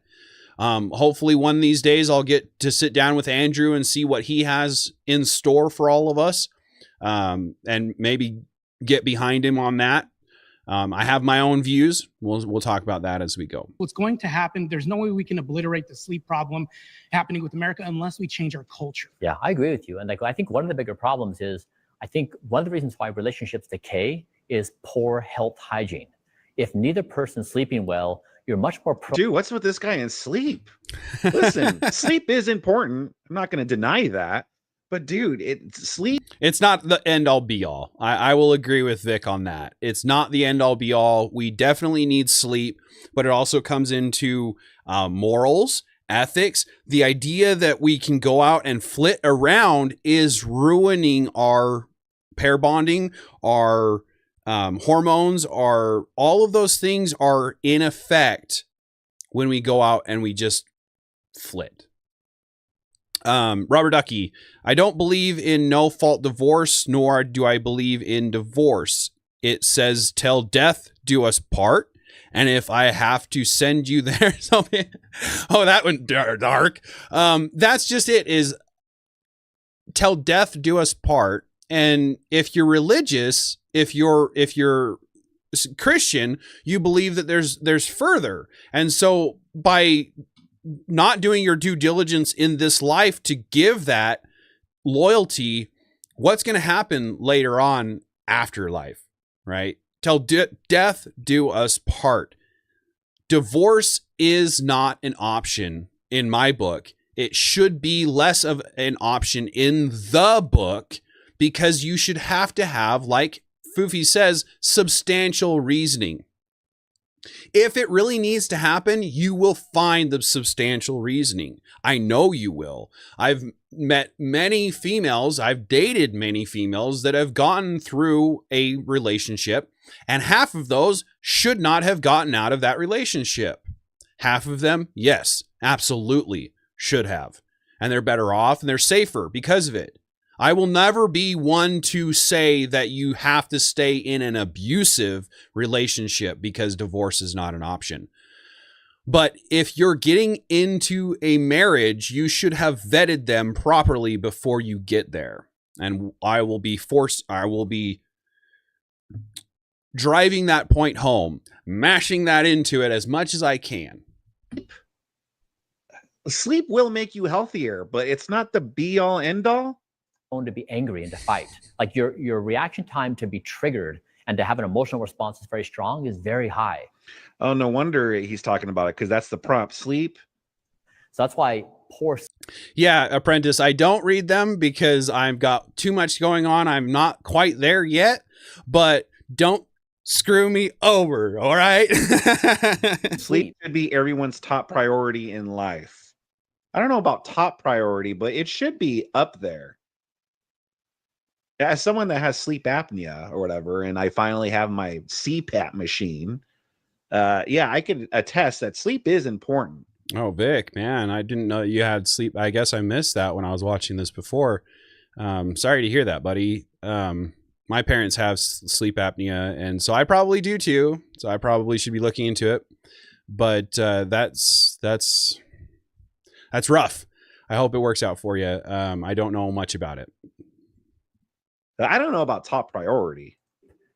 It contributes to bad behavior, which erodes relationships. So this is kind of like the foundation of how. When it comes to priorities, as far as I'm concerned, it's the trifecta. It's your mind, your body, and your soul. All have to be in one. That is the priority.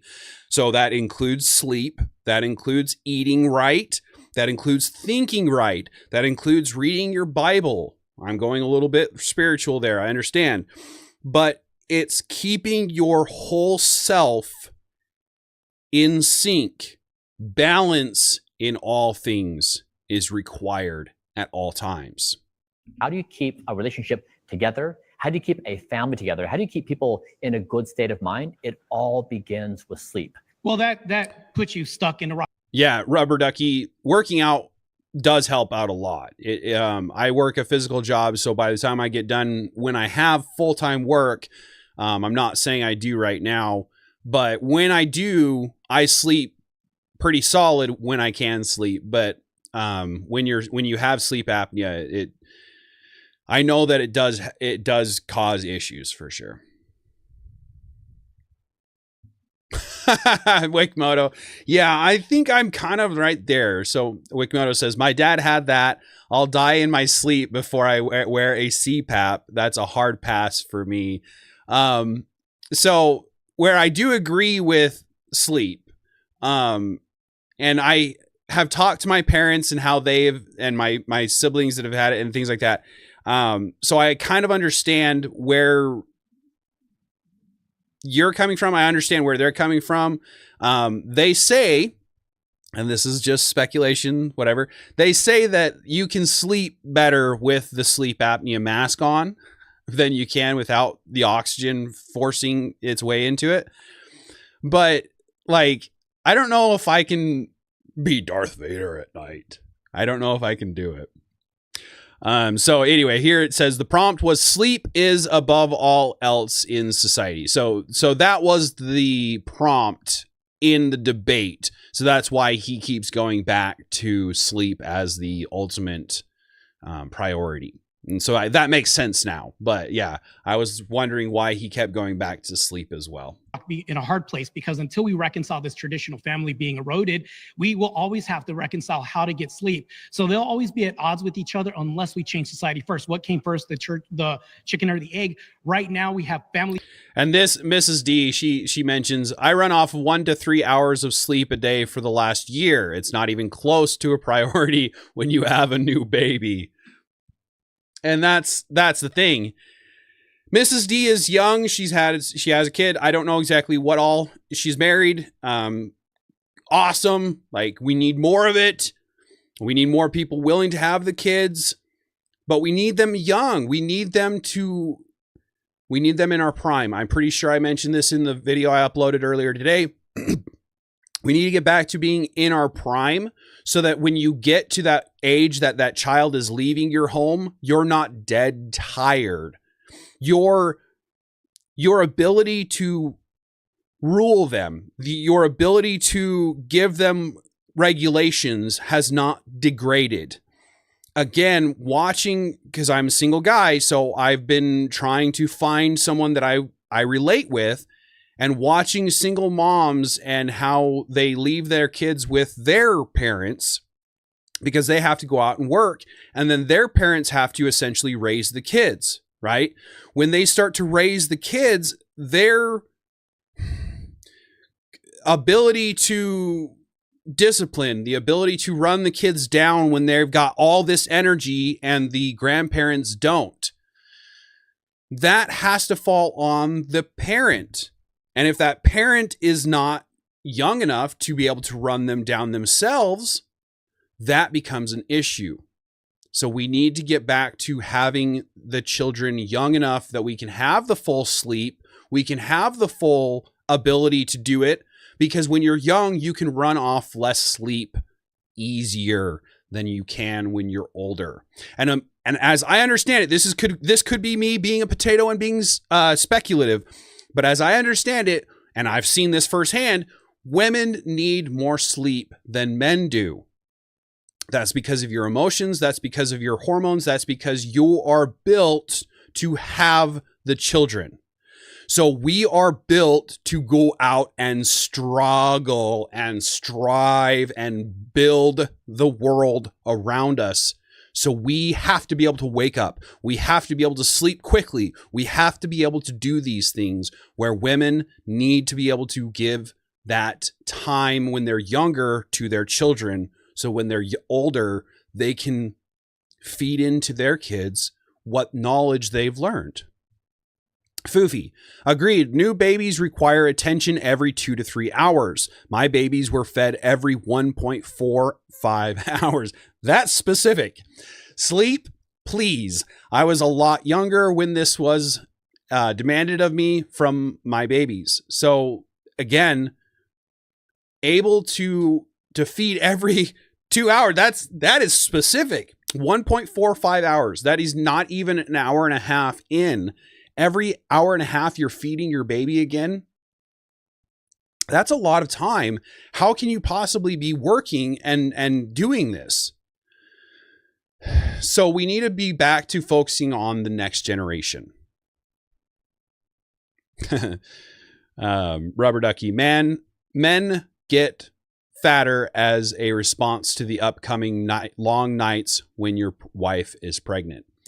So that's a fair point. That's biological. Our bodies understand things that we don't. Our bodies realize that we're going into something that needs to be prepared for. It's like a bear hibernating over winter. If we stop eating, our body goes into starvation mode and we start to pack on the calories. With that being said, the same thing happens when you get having a kid, because you know that you're going to be struggling to make ends meet, essentially, and the body, everything happens for a reason. We are built the way we were built for a reason. I'm related to your pastor, huh, Rubber Ducky? All of us white guys, all of us potatoes all look the same, I guess. I don't know. culture that needs to change before we Get through dig this. into people's pocketbooks and subscribe to your $2 million a year budget to have this happen, which is, I mean, unrealistic and unsustainable for the majority of Americans that we see. Yes, I'm with you. And that's why the things I share with people are free. So I tell people I learn what I can from the scientific evidence of population level data, share those experiences with people that are free, and try to say, hey, look, we are a society that doesn't have its priorities straight. We can correct these really small things and all feel much better, repair our relationships. Unfortunately, time isn't free. Yeah, go ahead. Yeah. Hey, Marte, is back here? Is this that lady that was punched in the face by that lady? The one that that triggered that lady for talking about abortions? The one that the lady was like, yeah. That lady that got punched in the face by that lady? All right. That's pretty much about all I've got. That was just kind of giving Marte a little bit of good press. Guy has a good head on his shoulders. I believe it's OTE with Marte Rubles is his channel. I'll probably put that in the description at some point in time so you can find him. Good guy. Has some base takes, is trying to get out there like I am. Has some history in sports and things like that, so he has some more understanding of the physical body, essentially. So, yeah, again, cool Vic. Definitely go check him out. Marte is a good dude, like Wikimoto's saying. Go check him out. Please, give them some love. We need to definitely hold together and stand together. Another creator that, just because I'm popping up off the top of my head, Tyler TV. He's a good dude. He also does really good takes and things like that. And again, I'm trying to get people involved. I want to be the face. I want to be the voice for you. If you don't want to be your own voice, your own face, I know the risks. I'm willing to take them on. I want to be there for people who need it.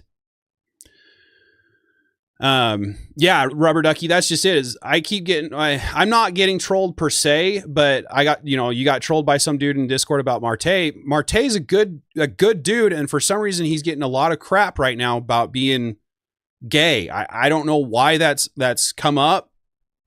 But I wanted to give him some, yeah, said he did the gay in the P, and I've seen his live stream where he talks about that. Some guy comes on and starts to accuse him of it, and he's like, "I'll give you $1,000 to prove it," and they can't.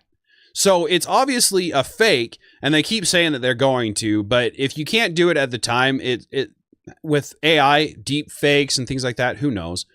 So I'm behind Marte in this. I've seen his streams. He seems like a really legitimate guy. Has had some run-ins with the P, from what I understand. I could be wrong, but it wasn't that.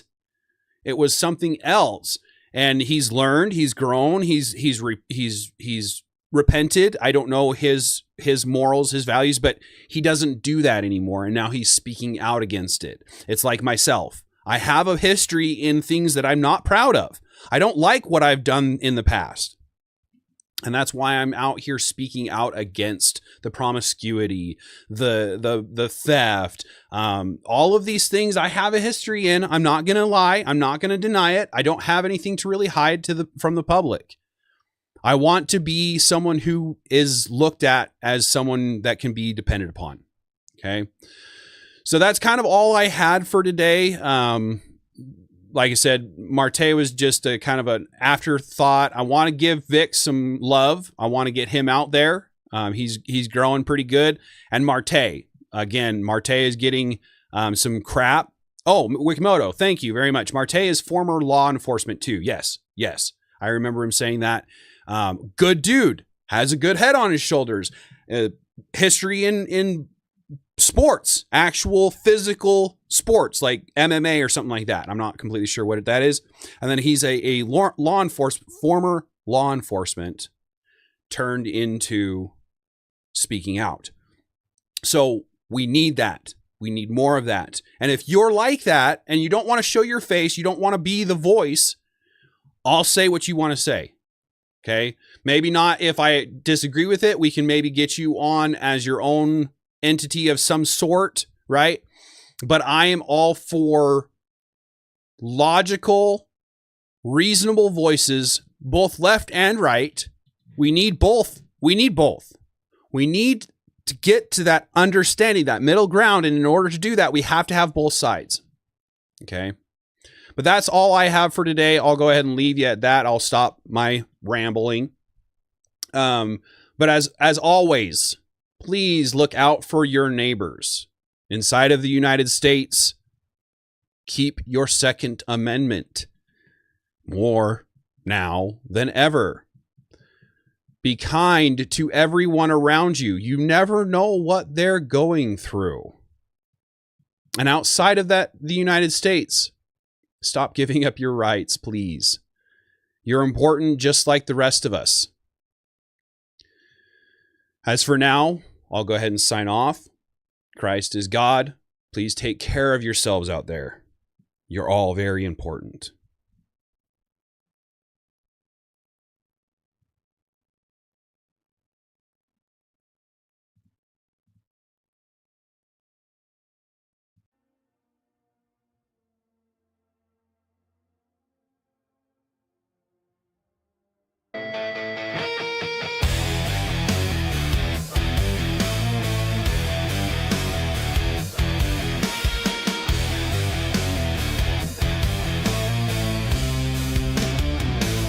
The silence is heavy, the papers are gone. We're shouting the question, the night carries on.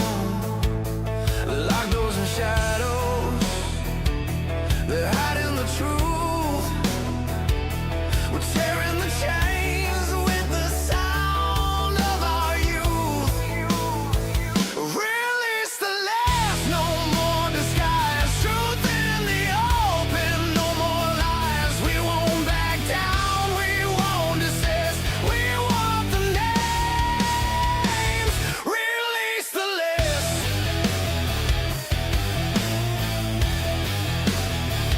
Release the list.